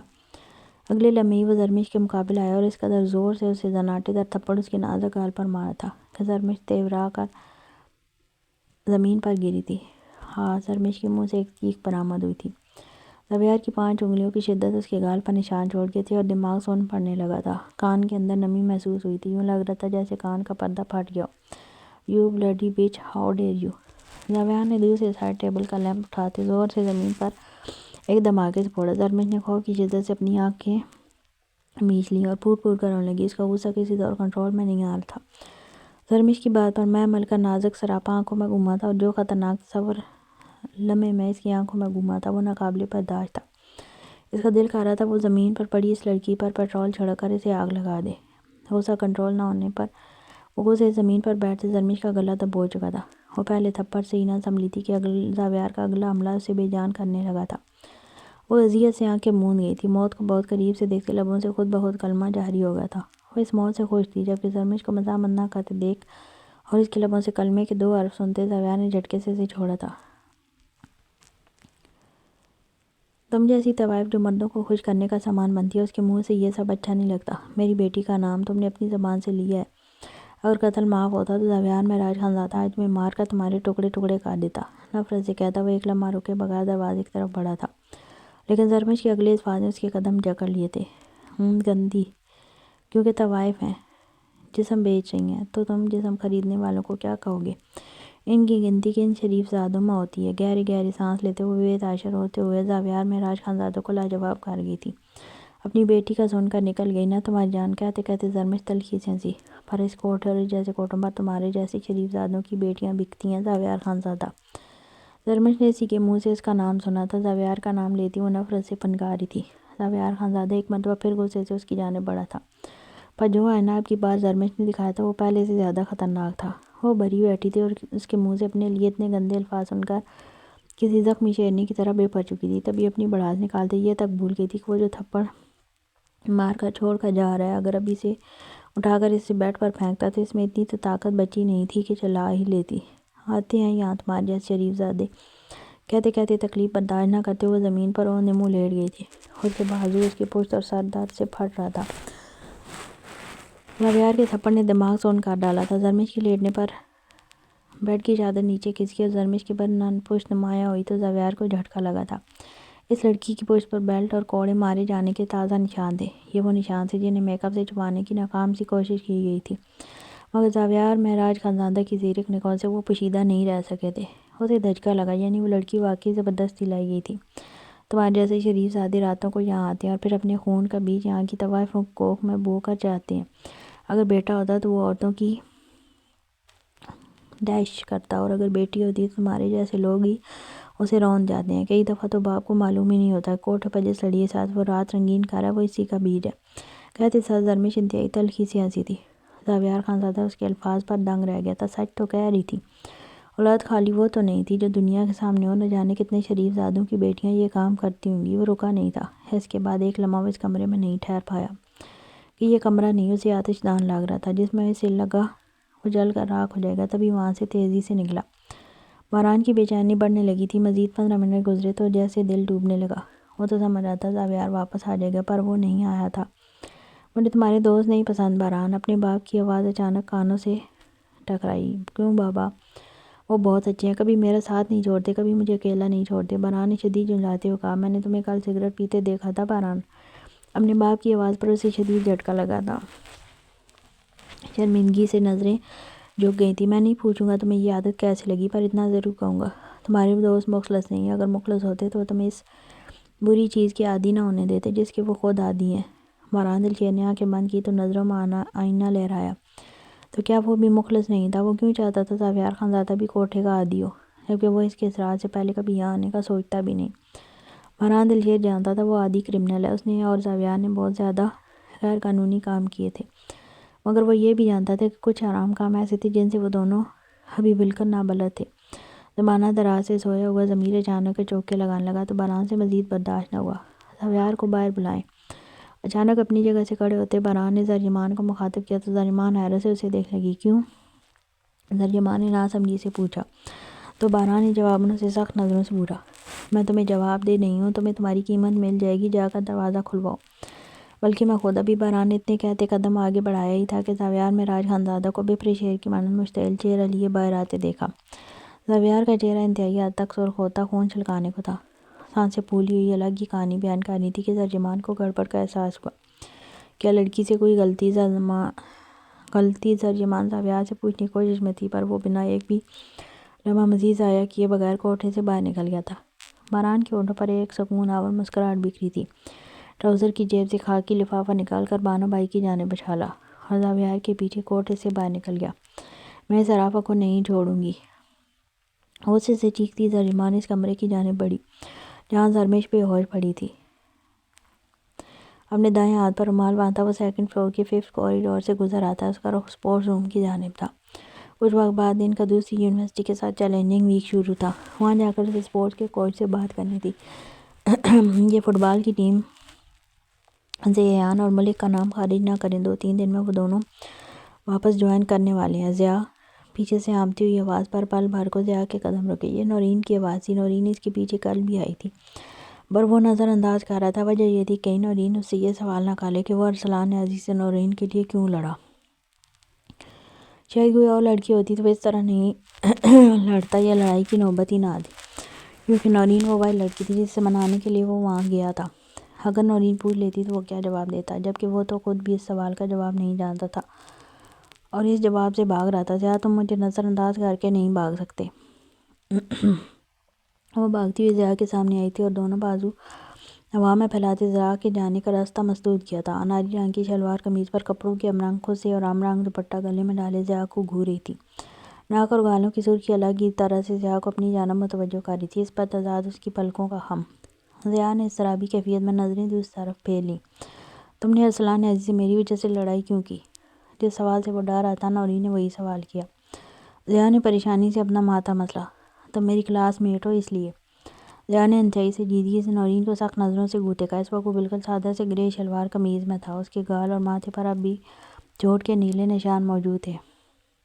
تمہیں میری وجہ سے یہ سب کرنے کی ضرورت نہیں تھی۔ اگر اس وقت ایان نورین تیزی سے کہہ رہی تھی جب ضیاء نے اس کی بات کاٹی۔ یہ لڑکی اس کے ساتھ چڑھنے کی کوشش کر رہی تھی، اس لیے اس لڑکی سے اب لاتعلقی ہی بہتر تھی۔ اپنے بکواس لیکچر اپنے پاس رکھو، مجھے اس کی ضرورت نہیں ہے۔ مجھے کب کیا کرنا ہے مجھے معلوم ہے، اب ہٹو میرے راستے سے۔ ضیاء درستگی سے نورین کو دھکا دیتے آگے بڑھا تھا۔ سختی سے آنکھیں مید کر کھولی۔ 3 سال تک وہ اپنے دل پر پہرے بٹھانے میں کامیاب رہا تھا، پھر یہ لاسٹ ایئر میں اس کا دل کیوں پاگل ہوتا، پسلیوں سے سر پٹک رہا تھا۔ شاید یہ بات دل کو ستا رہی تھی کہ کچھ عرصے بعد یونیورسٹی ختم ہو جائے گی تو وہ اسے کیسے دیکھے گا، سوائے اسے بہتر یہی تھا کہ اسے اپنی سوچ اور دماغ سے جھٹک کر دور پھینک دے۔ تم ایسے نہیں جا سکتے۔ وہ جھٹکے سے ضیاء کے سامنے آتی پھر ہاتھ ہلا گئی کہ اگر ضیاء اپنے قدم نہ روکتا تو اسے بری طرح ٹکرا جاتا۔ نورین میرا دماغ مت خراب کرو، ہٹو سامنے سے۔ ضیاء دانت پیستے بولا، البتہ اس کی جانب دیکھتے مکمل طور پر اجتناب برتا۔ کیوں ہٹوں؟ تمہاری وجہ سے میں سب کی نظروں میں آئی، سب लड़ाई की जिम्मेदारी मुझ पर डाल रहे हैं। एक तो तुमने मेरी इज्जत ख़राब कर दी, ऊपर से मुझे तेवर दिखा रहे हो। नौरीन को गुस्से में एहसास ही न हुआ कि इसकी आवाज़ किस कदर बुलंद हो चुकी है। ज़िया ने उसकी तेज़ आवाज़ पर इतराफ़ में नजरें दौड़ाईं, फिर नौरीन का बाजू पकड़ते उसे दाएं जानिब के क्लास रूम में ले गया। क्या बकवास कर रही हो तुम? क्या इज्जत ख़राब की है मैंने तुम्हारी? नौरीन को दीवार से पिन करते ज़िया घुराया। तुमने अरसलान न्याज़ी से लड़ाई करके मुझे बदनाम कर दिया। पूरी यूनिवर्सिटी में ये बात मशहूर हो गई है कि मेरे और तुम्हारे दरमियान कुछ है। ज़िया को खुद से पीछे धकेलते वो भी नम लहजे में कराई। ये हकीकत थी कि जब लड़ाई शुरू हुई थी तो इसे सिर्फ ज़िया की फ़िक्र थी, लेकिन लड़ाई के अगले दिन तक जब वो इसकी फ़िक्र में घुली जा रही थी और मालूमात इकट्ठी कर रही थी कि ज़िया से उसकी खैरियत दरियाफ़्त करे, तो ज़िया की गर्लफ्रेंड ने सबके सामने उसे अच्छा खासा जलील किया था और ये तक कहा कि उसके और ज़िया के दरमियान कुछ है। साथ ये भी कि ज़िया ने उसे चीट किया। फिर ज़िया की फ़िक्र एक तरफ से गायब भी हो गई थी और अपनी इज्जत के खौफ से ज़िया से चिढ़ होने लगी थी। वाह! ज़िया एकदम हंसा, फिर अचानक नौरीन के चेहरे के करीब दीवार पर ज़ोर से मुक्का मारा कि नौरीन एक चीख के साथ खौफ से पीछे हुई। तो तुम्हारी कहने का मतलब है मैं बेगैरत बना उसकी बातें सुनता? हाँ। अचानक नौरीन का जबड़ा अपने एक हाथ की गिरफ्त में लेते ज़िया फनकारा। छोड़ो मुझे, अब मुझे अपनी जहालत मत दिखाओ। अरसलान जो कुछ भी कह रहा था वो मुझे कहा था, उससे तुम्हारा कोई वास्ता नहीं था। आंखों से लबालब आंसू निकल कर रुखसारों को चूमने लगे और वो जवाबी कार्रवाई में चटक कर बोली तो ज़िया ने गुस्से से इस नाजुक जान को घूरा, जिसका चेहरा गुस्से की हद से गुलाबी हो चुका था। पर अब ज़िया का दिल कर रहा था इसका मुंह तोड़ दे। ऑल राइट, वो तो तुम्हारा मसला था, मैं ही गधा उल्लू का पट्टा था जो तुम्हारे मामले में टांग अड़ाई और तुम्हारे फेवर में बोला, ऐसा ही है ना? तंजिया कहते ज़िया दरवाजे की तरफ बढ़ने लगा था, लेकिन अंदर उठते इस चाल की शलनों से कहाँ काबू में रहने दिया था। उसका बस नहीं चल रहा था कि नौरीन का गला दबा दे। वो इसे यूं दामन बचा रही थी। वो अपनी फ़िक्र किए बगैर उसके लिए लड़ा और इस एहसान फरामोश लड़की ने उसे ही अपना और अपनी इज्जत का दुश्मन करार दे दिया था। ज़िया के तलवों पर लगी और सर पर बुझी थी। तैश के मारे बुरा हाल था। 1 मिनट में इस नौरीन कहीं मामला उल्टा तो नहीं? ज़िया वापस पलटकर नौरीन के मुकाबले आया। नौरीन जो रो रही थी उलझी नज़रों से उसे देख लगी। अरसलान न्याज़ी ने तुम्हारे बारे में इतना कुछ गलीज़ कहा, पर तुम्हें सिर्फ इस बात से तकलीफ़ है कि मैंने उससे लड़ाई की। अब मुझे समझ आ रहा है कि तुम अकेली होने के बावजूद वहाँ क्यों बैठी थी, जहाँ अरसलान न्याज़ी जैसा घटिया शख्स खेल रहा था। ज़िया हैरत ज़दा सा मुस्कुराया और यूँ तासुर दिया जैसे बहुत अहम बात मालूम हुई हो, जबकि नौरीन के दिल की धड़कन ये सोचते सुस्त पड़ने लगी कि इसके किरदार पर एक और दाग लगने वाला था। यानी मैं ही वहाँ पर गलत वक्त पर आया और अरसलान न्याज़ी को तुम पर शक हो गया कि उसकी माशूका भी। ज़िया ने इतना ही कहा था कि नौरीन का बेख्तियार हाथ उठा और ज़िया के गाल पर निशान छोड़ गया। वो मुंह पर हाथ रखे बेयकीनी से कहर बरसाती नज़रों से नौरीन को देख लगा। यकीन कर पाना मुश्किल था कोई लड़की, वो भी नौरीन, इस पर हाथ उठा चुकी है। इसका सख्ता नौरीन की आवाज़ पर टूटा। तुम एक घटिया सा नीयत के घटिया शख्स हो ज़िया। मुझे बुरा अरसलान न्याज़ी के लिए नहीं तुम्हारे लिए लगा था, लेकिन तुम्हारी गर्लफ्रेंड ने पूरी क्लास के सामने मेरी इज्जत की धज्जियाँ उड़ा दी। जितने घटिया जुमले अरसलान न्याज़ी ने तनाई में कहे थे, न सिर्फ तुम्हारे सामने, वो जुमले तुम्हारी गर्लफ्रेंड ने पूरी यूनिवर्सिटी के सामने मुझे पेश किए हैं। तुम भी इसी ज़हनियत के घटिया मार दो। ज़िया के सीने पर उंगली मारती नौरीन फट पड़ी। अपनी बात कहते साथ वो कमरे से निकलने लगी थी कि ज़िया ने जारहाना अंदाज में एक मरतबा फिर इसका बाजू खींचते उसे दीवार की जानिब पूरी शिद्दत से धक्का दिया। नौरीन तकलीफ से बुलबुला उठी। इसको लगा इसका बाजू आज टूट जाएगा, लेकिन उसके संभलने से पहले ज़िया ने उसके निकलने के रास्ते मसदूद कर दिए। तुमने मुझे थप्पड़ मारा? ज़िया का बर्फीला लहजा सवाल करते इंतहाई सख्त हद तक सर था कि नौरीन को गुस्से की जाती में की गई अपनी संगीन गलती का शिद्दत से एहसास हुआ। उस यकीन की मानो अब ज़िया से खौफ महसूस होने लगा था। उसकी हैसियत, उसका स्टैंडर्ड, एलीट क्लास का वो बिगड़ा मीरज़ादा ज़ुल्नौरैन कभी किसी के मुकाबिल नहीं आ सकती थी, तो इससे उलझने की उसे ज़रूरत भी नहीं थी, मगर बदकिस्मती से वह ऐसा कर चुकी थी। ज़िया मैंने जानबूझ के नहीं। नौरीन ने फ़ौरन अपनी गलती का दावा करना चाहा कि ज़िया इसकी बात काट कर इतनी तेज़ दहाड़ा कि नौरीन दीवार के अंदर समाने की कोशिश करने लगी। How dare you to slap me? How? अपने बालों को मुट्ठियों में जकड़ता वो गुस्से से पागल होते क्लास में रखी कुर्सियों को लात मारने लगा और उसके वहश में जैसे गुस्से पर नौरीन की जान हवा होने लगी थी। इसकी टांगों में इतनी ताकत भी नहीं थी कि वो कमरे से बाहर भाग पाती। बस मुंह पर हाथ जमाती अपनी चीखों का गला घोटने लगी। मुझे जवाब चाहिए नौरीन, तुम्हारी हिम्मत कैसी हो मुझ पर हाथ उठाने की? हाँ। अचानक वापस नौरीन पर हमलावर होते हुए शदीद गज़बनाक अंदाज में पूछने लगा। नौरीन का दम घुटने लगा, गले में एक फंदा सा अटक गया। उसके लिए अपने होश संभालना मुश्किल हो रहा था। चेहरे की रंगत खतरनाक हद तक सफ़ेद पड़ने लगी थी। वो जानती थी ज़िया को गुस्सा आता है, वो गुस्से का बहुत तेज़ है, पर उसका ये रूप पहली बार देख रही थी। वो तो पहले वाले गुस्से पर ही खाइफ थी, अब तो उसका यूं बेपरे शेर की मानत भड़क जाना तो जानलेवा था।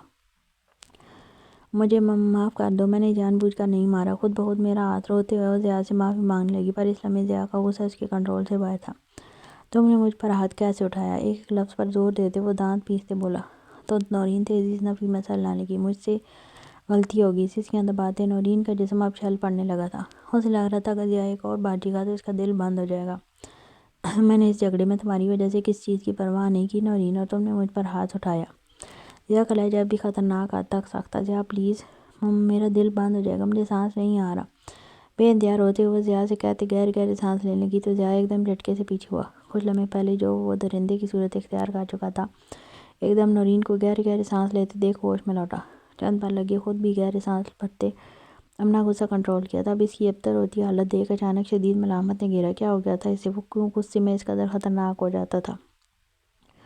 نورین ریلیکس۔ نورین اپنے دونوں ہاتھوں کو نرمی سے نورین کے بازو پر جماتے وہ ٹھہرے ہوئے لہجے میں بولا۔ تو نورین مزید گہرے سانس لے کر دل کی دھڑکن کو نارمل کرنے کی کرنے لگی، لیکن اس کوشش میں ناکام ہوتی اسے زمین آنکھوں میں گھومتی محسوس ہونے لگی۔ اس کے بعد کچھ ہوش نہ رہا۔ ضیاء اسے بے ہوش ہوتا دیکھ کے ایک دم آواز باختہ ہوا، لیکن پھر جلد ہی اسے بازوؤں میں تھام لیا۔ زور سے آنکھیں میچتی کھولنے اور گہرے سانس لیتے نورین کو بازوؤں میں اٹھا لیا۔ خالی ذہن میں ٹہلتی وہ بظاہر ہاتھ میں کتاب پکڑے ہوئے پڑھ رہی تھی، لیکن ذہن کے دھاگے کہیں اور ہی تانے بانے بون رہے تھے۔ پھرتے جذبات میں وہ ایک انتہائی قدم تو اٹھا چکی تھی، پر بہت زیادہ خوفزدہ تھی۔ کھلے آسمان پر اس وقت نارنجی روشنی پھیلنے لگی تھی۔ شام رات کی چادر اوڑھ رہی تھی اور موسم خنکی میں بھی اضافہ ہو رہا تھا۔ اف، کیا ہو گیا مجھے؟ اپنی کتاب کو چارپائی پر رکھ کر وہ خود بھی چارپائی پر بیٹھ گئی تھی۔ ایک نظر ہاتھ میں پہنی رسٹ واچ پر ڈالی تو ابھی لائٹ آنے میں 1 گھنٹہ تھا۔ وہ جس علاقے میں رہتی تھی وہاں وقت بے وقت لائٹ جاتی تھی۔ لائٹ جانے سے مراد یہ کہنا بہتر تھا کہ کسی وقت ہی آتی تھی، اور کبھی کبھی تو پورے دن کے لیے غائب ہو جاتی تھی۔ اس لیے رحم وقت سے پہلے روشنی میں کھانا بنا کر سب پڑھنے کے لیے بیٹھی تھی۔ یونیورسٹی میں اماں وقت حجاب میں رہنے والی عام سی لڑکی کو اس لمحے کوئی دیکھ لیتا تو یقین نہ کرتا کہ وہ رحم نعمان علی ہے۔ گہرے براؤن رنگ کے بال اوپر سے سیدھے اور نیچے آ کر ویوی ہو رہے تھے، یوں کہ اس کے بیٹھنے پر کمر کو ڈھکتے چارپائی سے نیچے لٹک رہے تھے۔ کندمی سونے سی رنگت پر تیکھے نقوش اور کاجل بھری بڑی بڑی ڈارک و فراز ہوشربا تھے۔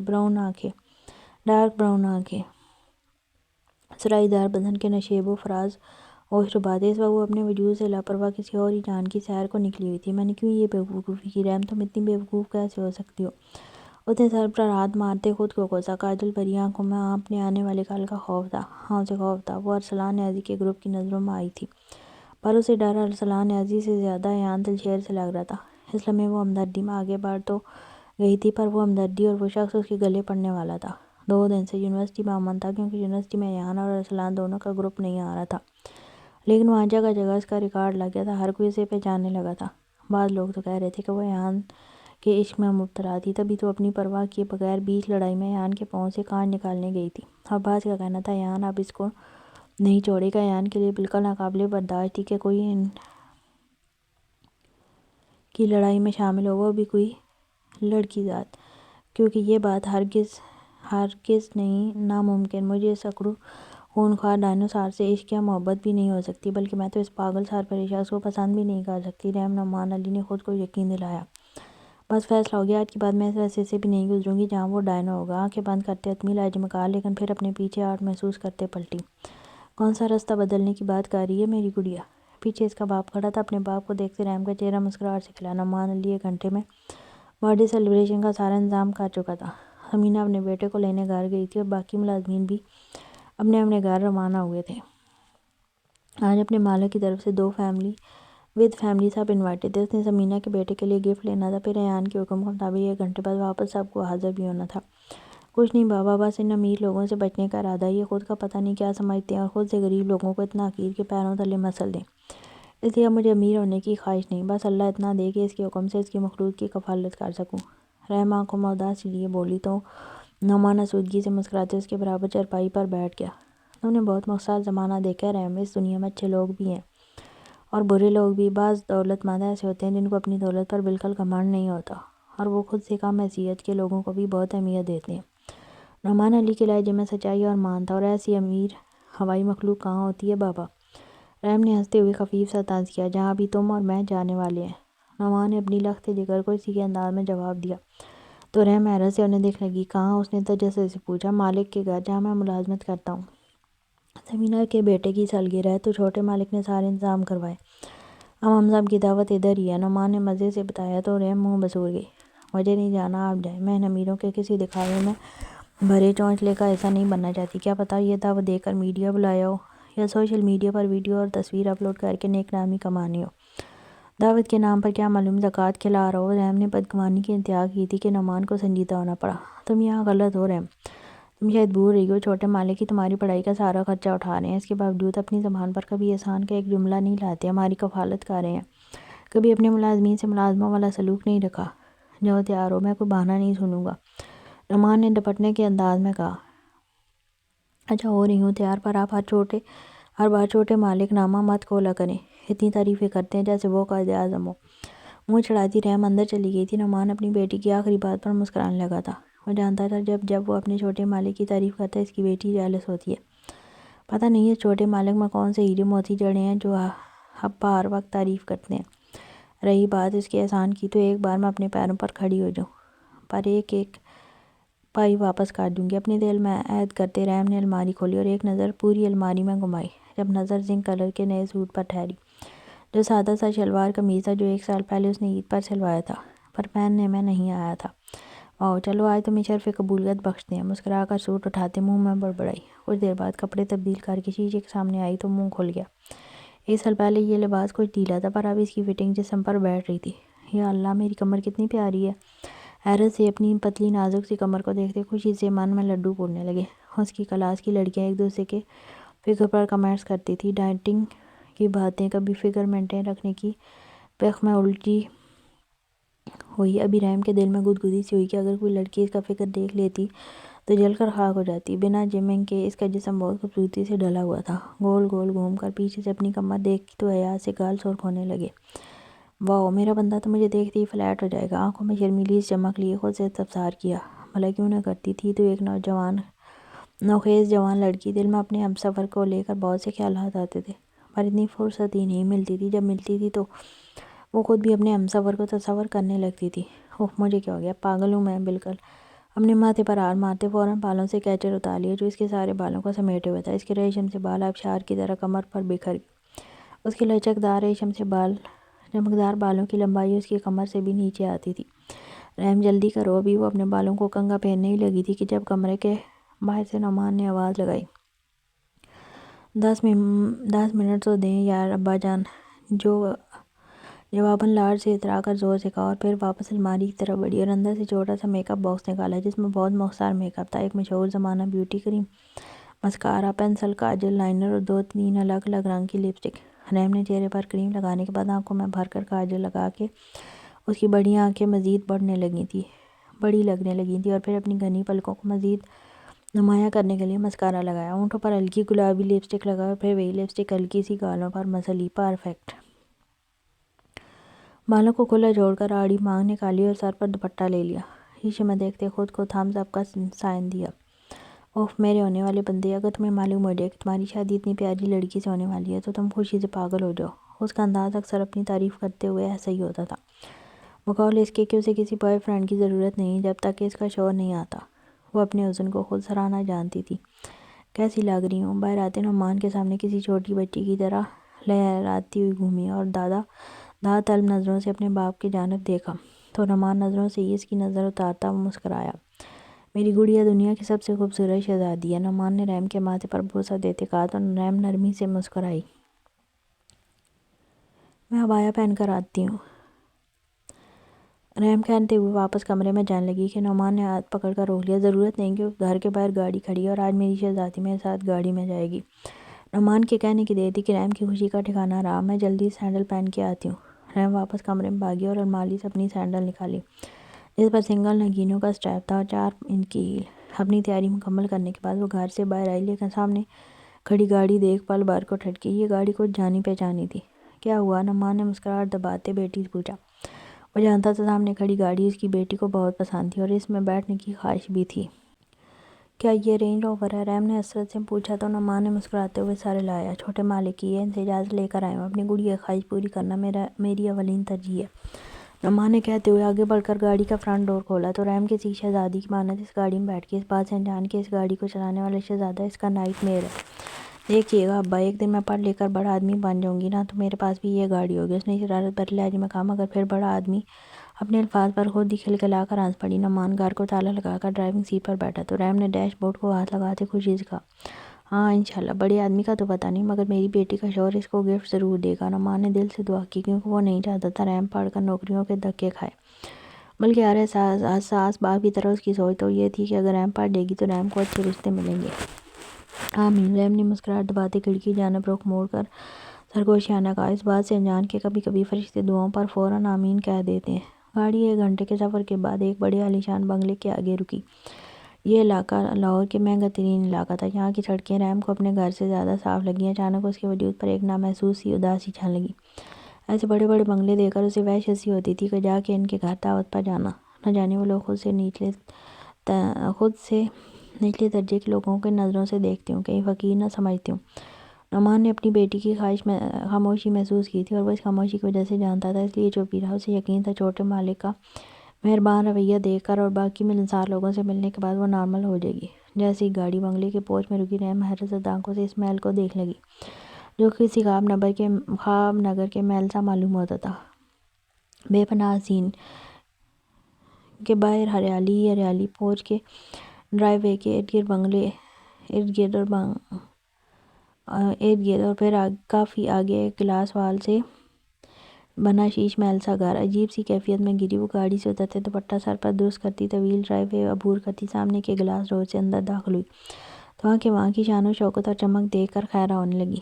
وہ مسمرائی سی ہوئی اور ارد گرد دیکھنے لگی۔ سفید دیواروں پر بکھرتی سنہری روشنی، سامنے دیوار پر عجیب سے سیاہ اور سفید رنگ کے امزاج کی پینٹنگ تھی۔ دوسری جانب دیوار سے ہوتی چھت تک جاتی کانچ کی الماری جس میں جا بجا کتابیں بھری ہوئی تھیں اور الگ ہی دلکش منظر پیش کرنی تھی۔ فاصلے سے نیچے ایک رو میں دروازے ہی دروازے تھے اور دائیں طرف سے آتی تیز روشنی جو غالباً کچن تھا۔ پورے شاندار لاؤنج کو غباروں سے سجایا گیا تھا۔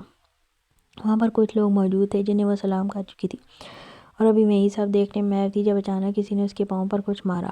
وہ ایک دم ہوش میں آئی اور سامنے دیکھا تو لگ بھگ 7 یا 8 سال کا گورا سا بچہ کھڑا تھا۔ رحم کو اس بچے پر شدید غصہ آیا۔ گمان ہوا یہ بچہ اسی امیر گھر کی پیداوار ہے جسے بڑوں کا ادب نہیں، لیکن پھر جلدی معلوم ہوا یہ آفت کی پرکالہ ثمینہ کا بیٹا ہے۔ ہائے، آج میرا برتھ ڈے ہے۔ اس بچے کے کہنے پر رحم بمشکل مسکرائی اور پھر ہلکا سا نیچے جھکتے دانت پیستے کہا، ہیپی برتھ ڈے۔ اس بچے کی آنکھوں میں ناچتی شرارت بتا رہی تھی کہ وہ بچہ بڑا شریر ہے۔ پھر نعمان کی پکار پر وہ سیدھی ہوئی اور وہاں آئے دوسرے ملازمین کے گھر والوں سے ملنے لگی۔ اسے یہ دیکھ کر خوشی ہوئی تھی کہ یہاں 3 اس کی عمر کی لڑکیاں تھیں جو شکل سے ہی پڑھی لکھی معلوم ہو رہی تھیں۔ بات کرنے پر معلوم ہوا کہ رحم کی طرح ان کی پڑھائی کا خرچہ بھی چھوٹے مالک ہی اٹھا رہے تھے۔ دل میں کہیں نہ کہیں اس نے اس چھوٹے مالک کو سراہا تھا جو واقعی قابل تعریف تھا، لیکن پھر اپنے اوپر کسی کی نظریں محسوس کرتے نظر چاروں طرف دوڑائیں تو ثمینہ کے بیٹے پر آ کر ٹھہری جو فرصت سے اسے ہی دیکھ رہا تھا۔ رحم نے کچھ سوچتے اس کی جانب قدم بڑھائے تو وہ چھوٹا سا بچہ یوں چوڑا ہو گیا جیسے کوئی جوان لڑکا ہو۔ تم مجھے کیوں گھور رہے ہو؟ رحم نے آنکھیں چھوٹی کیے پوچھا۔ تم تو ایسے انجان بھاری ہو جیسے پتہ نہ ہو۔ وہ بچہ قابل دید اطمینان کے لہجے میں بولا تو رحم نے ناسمجھی سے دیکھا۔ مجھے کیا نہیں پتہ؟ رحم نے ماتھے پر بل ڈالے پوچھا۔ یہی کہ تم اس پارٹی میں سب سے خوبصورت ہو۔ اس بچے کے منہ سے ایسی بات سن پہلے تو رحم پنچکا رہ گئی، لیکن پھر غصے سے اس بچے کو گھورا، ایک نظر ادھر ادھر دیکھ اس بچے کے قریب جھکی۔ 2 فٹکے ابھی سے ہی پورے زمین سے نکلے بھی نہیں ہو، کان کے نیچے ایک ماروں گی تو واپس اندر چلے جاؤ گے۔ رحم نے دانت پیس کر کہتے بدلہ اتارتے اس بچے کے جوتے پر اپنی ہیل سے ہلکا سا مارا اور واپس پلٹ گئی، جبکہ وہ بچہ رحم کو غصے سے گھورنے لگا۔ گھمنڈی، منہ میں بڑبڑاتے وہ رحم کو سبق سکھانے کا سوچنے لگا۔ ایک تو وہ اس کی تعریف کر رہا تھا اور وہ لڑکی اسی کی برتھ ڈے پارٹی میں اسے دھمکا رہی تھی۔ کچھ دیر تک رحم سب سے باتیں کرتی رہی جب اچانک وہ بچہ واپس رحم کے پاس آیا۔ ہیلو رحم، تم کولڈ ڈرنک لو گی؟ اس بچے نے دوستانہ لہجے میں پوچھا تو سب ہنسنے لگے، جبکہ رحم نے اس بار اس کے ہاتھ سے کولڈ ڈرنک کا گلاس لیا، لیکن اسی وقت اپنے ہاتھ پر چڑھتا کاکروچ دیکھ رحم نے جھٹکے چیختے ہاتھ سے گلاس چھوڑ دیا۔ نتیجتاً ہاتھ سے گلاس چھوٹا اور آدھی کولڈ ڈرنک رحم کے کپڑوں پر گر گئی۔ کچھ وقت کے لیے حال میں سکوت چھا گیا، لیکن پھر جلدی سب کے کہکے چھوٹ گئے۔ نعمان سمیت وہاں پر موجود سب لوگ اسے بچے کی شرارت سمجھ کر ہنسنے لگے، مگر رحم نے اسے اس طوفان بدتمیزی کو بری طرح گھورا، یہ سمجھنے کے بعد کہ وہ کاکروچ نکلی تھا۔ رحم کا پارا اب چڑھنے لگا تھا، لیکن اس سے پہلے وہ کچھ کہتی ثمینہ نے خود ہی اپنی بیٹی کو بری طرح جھڑکا۔ مت ڈانٹیں اسے، بچہ ہے، آپ مجھے واش روم کا بتا دیں، مجھے کپڑے صاف کرنے ہیں۔ رحم نے دل پر پتھر رکھتے ثمینہ کا ڈانٹنے سے روکا۔ ورنہ دل تو کر رہا تھا جھاڑو اٹھائے اور اس بچے کی ایسی کوٹ لگائے کہ اس کی ساری شرافت دور بھاگ جائے ساری شرارت دور بھاگ جائے۔ رحم کو واش روم میں لے جاتا ہوں کیونکہ غلطی بھی تو میری ہے نا، اس نے دامن سے سر جھکاتے ازالہ کرنے والے انداز میں کہا۔ تو سب مسکرانے لگے، جبکہ رحم کو ابھی بھی شک تھا، یقیناً اس شیطانی بچے کے خرافاتی دماغ میں کچھ نہ کچھ طوفان ضرور پک رہا ہے۔ اچھا ٹھیک ہے چھوٹے شہزادے، تمہیں تو سب معلوم ہے۔ رحم کو واش روم کا راستہ دکھا کر تم اسے انیکسی میں لے آنا، وہیں ہم سب انتظار کر رہے ہیں، گھر کے دوسرے ملازم نے کہا۔ تو سب مسکراتے باہر کی طرف بڑھ گئے، جبکہ رحم کو سے چھوٹے پٹاخے کو گھورنے لگی۔ رحم ایسے مت گھورو، I'm sorry، میں اب کوئی شرارت نہیں کر رہا، اس نے انتہائی معصوم سی شکل بناتے کہا۔ تو اس بار رحم کو بھی اعتبار آ گیا، جب ہی اس کے پیچھے پیچھے چلنے لگی۔ جب وہ نیچے ایک کمرے کی طرف جاتے جاتے رکا تو لبوں پر کمینی سی مسکراہٹ تھی۔ کچھ دیر پہلے اس کی ماں نے اسے اوپر فلور پر جانے سے منع کیا تھا اور سختی سے کہا تھا کہ اوپر چھوٹے مالک کا کمرہ ہے، غلطی سے بھی اوپر اور اس کمرے کے اندر نہ جائے۔ کیا ہوا، رک کیوں گئی؟ رحم نے اپنے کمروں کو دیکھتے ہوئے جلد سے پوچھا۔ رحم شاید یہ چھوٹے مالک کا کمرہ ہے، ہم اوپر چلتے ہیں۔ نظروں میں شرارت چھپاتے وہ اوپر سیڑھیوں کی جانب بڑھ گیا۔ رحم بھی گہری سانس لیتی اس کے پیچھے چلنے لگی۔ تم اندر چلی جاؤ، اندر واش روم ہے، میں تمہارا یہیں انتظار کر رہا ہوں۔ اس نے فرما برداری کی انتہا کی تو رحم اس بات میں سر ہلاتی اندر گئی تو وہ باہر سے گدے کے سر سے سینگ کی مانند غائب ہی ہو گیا۔ رحم کمرے میں داخل ہوئی اور اندر قدم رکھتے ہی اسے احساس ہوا جیسے کسی سرد علاقے میں آ گیا ہو۔ کمرے میں چلتا اے سی اتنا تیز تھا کہ اس ٹھنڈ میں رحم کو دنیا بدلی ہوئی لگی، پورا جسم اس ٹھنڈک سے سنسنا اٹھا۔ رشک بھری نظروں سے پورے کمرے کو دیکھتے رحم نے قدم آگے بڑھا دیے۔ کشادہ ترین کمرے کے وسط میں بڑا سا کنگ سائز بیڈ تھا، جس پر نیوی بلو مخملی بیڈ شیٹ بچھی ہوئی تھی۔ ایک جانب بڑا سا سٹنگ ایریا تھا اور دیوار گیر وارڈروب، اور بیڈ سے کافی فاصلے پر ایک دروازہ تھا۔ وہیں دوسری طرف ایک اور دروازہ تھا جو شاید بیلکنی کا تھا۔ پورا فرنیچر بلیک کلر کا تھا۔ کمرے میں دو کونوں پر بڑے بڑے واز تھے جس میں تازہ پھول لگائے گئے تھے، جس سے کمرے میں چاروں طرف بھینی بھینی سی خوشبو پھیلی تھی۔ اللہ پاک، مجھے بھی ایسا کمرہ چاہیے۔ فوراً بڑے لاڈ سے اللہ تعالیٰ سے دعا مانگی تو دل کی کیفیت اچانک عجیب ہوئی، جیسے دعا قبول کر لی گئی ہو۔ پھر سر جھٹکتے اپنا دوپٹہ اتار کر بیڈ پر رکھا اور واش روم کی طرف قدم بڑھائے۔ واش روم بھی کچھ جیسا کوئی بڑا سا شیش محل تھا۔ واش روم کا دروازہ آدھا بند کرتے رحم نے واش بیسن کا نل کھولا اور ہاتھ پانی سے گیلے کیے نیچے جھک کر اپنی قمیض کا دامن صاف کرنے لگی۔ ابھی وہ واپس ہاتھ گیلا کرنے سیدھی ہوئی تھی کہ کسی کے قدموں کی آہٹ سن کر بری طرح چونکی۔ حفظ متقدم کے طور پر واش روم کے دروازے سے ہلکا سا باہر جھانکا تو پیروں تلے سے زمین کھسک گئی۔ رحم کو اندازہ ہوا کہ کوئی خون اشام بلا اپنے ٹھیک سامنے دیکھ کر کسی کی کیا حالت ہو سکتی ہے۔ رحم کی جان لبوں پر آنے لگی، اسے سمجھ نہ آئے وہ کہاں جائے کہاں بھاگے۔ رب سے انگلیوں میں بلو شرٹ اور بلیک ٹراؤزر پہننے والوں کی ہاف پونی بنائے، ٹی شرٹ کا گلا ڈیپ ہونے کے بعد گلے سے جھانکتی وہ سفید چین۔ وہ خواب بھی نہیں دیکھ رہی تھی، وہ سچ تھا، حقیقت تھی کہ باہر وہ ملک الموت بن کر سامنے آنے والا شخص یہاں دل شیر ہی تھا۔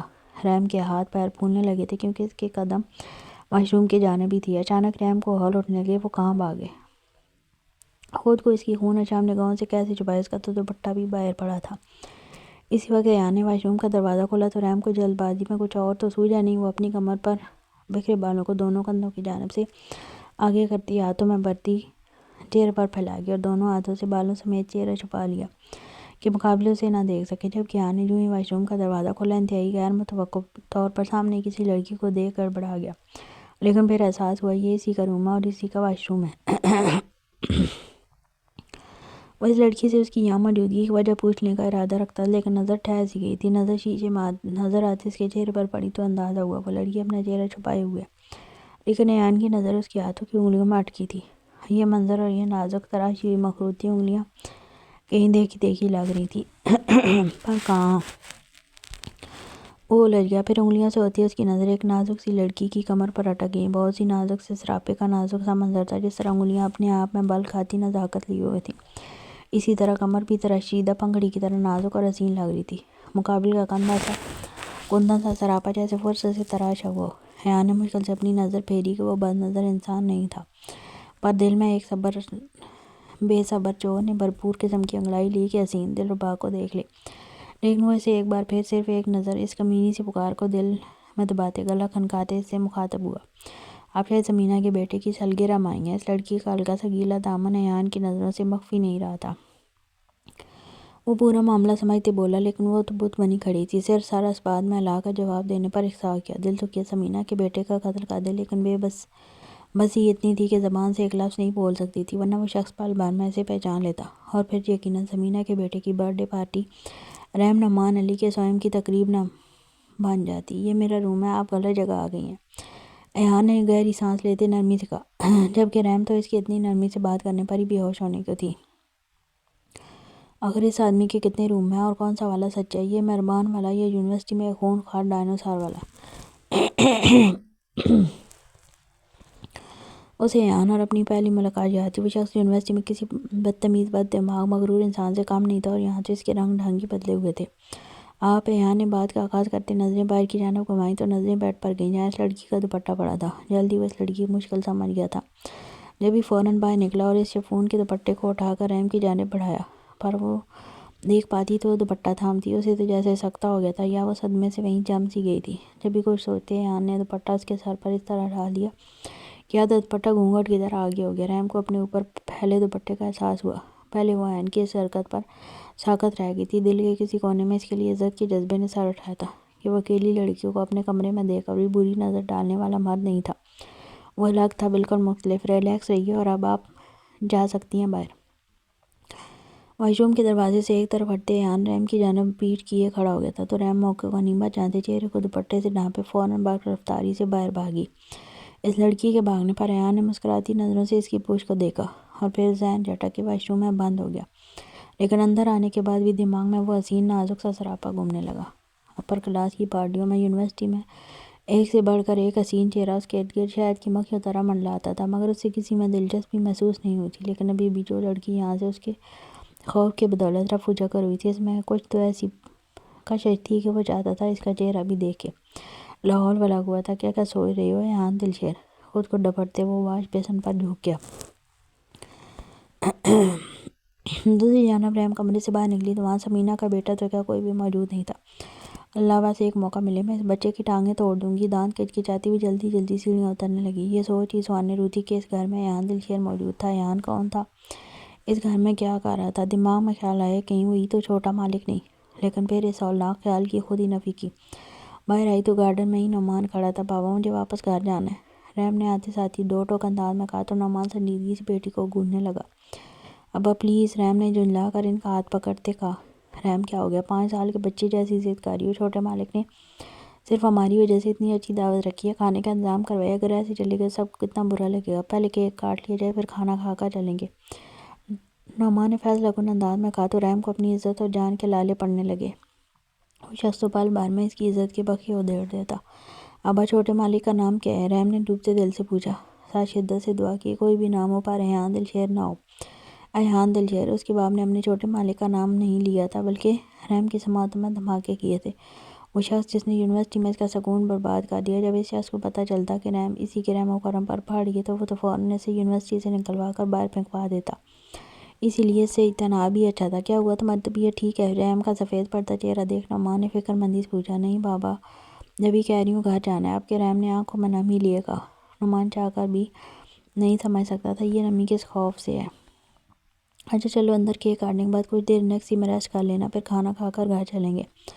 بس چھوٹے مالک آ جائیں پھر کیک کاٹنا ہے، نعمان نرمی سے کہتے اسے اندر لے جانے لگا، جب رحم ایک دم بولی، بابا میں کیک کٹ کرنے میں شامل نہیں ہونا چاہتی، مجھے بہت گھبراہٹ ہو رہی ہے، ابھی کچھ دیر نیکسی میں آرام کر لیتی ہوں، شاید ٹھیک ہو جاؤں۔ رحم نے التجائیہ کہا تو نعمان نے اس بات میں سر لایا۔ پھر رحم کو نیکسی میں چھوڑ کر وہ خود اندر چلا گیا۔ نیکسی میں سے باقی سب باہر نکل کر واپس بنگلے کے اندرونی حصے کی طرف جا رہے تھے۔ جب رحم کی طبیعت کا معلوم ہوا تو رحم کو ریسٹ کرنے کا کہتے ہی ہوئے سب اندر چلے گئے۔ ایان واش روم سے باہر نکلا تو ایک دفعہ اپنی تھائی کو دیکھا جو درد کر رہی تھی، پھر اچانک نظروں میں رحم کا حجاب لہرایا تو ماتھے پر بال پڑے۔ ارسلان نیازی کے جملے اب تک یاد تھے، اس کی گندی نظریں اس بولی اور بیوقوف لڑکی پر تھیں جو بے وجہ اپنے آپ کو مشکل میں ڈال گئی تھی۔ پھر کوفت بھرے انداز سے ذہن جھٹکا، لیکن اب کچھ الٹا ہی معاملہ ہوا تھا۔ ذہن رحم سے ہٹا تو اس انجان حسین سراپے میں اٹک گیا جو اس کے واش روم میں تھا۔ مجھے کیا ہو گیا؟ میں پہلے کبھی کسی لڑکی کی طرف مائل نہیں ہوا، پر ایک تو یہ رحم چڑیل ہے جس سے مجھے بلا کے چھیڑا، اور دوسری یہ واش روم میں کھڑی اجنبی حسینہ۔ وہ اس لڑکی کو کوئی نام نہیں دے پایا تھا، ہاں، پر اب اسے اس لڑکی کا چہرہ دیکھنے کا تجسس تھا۔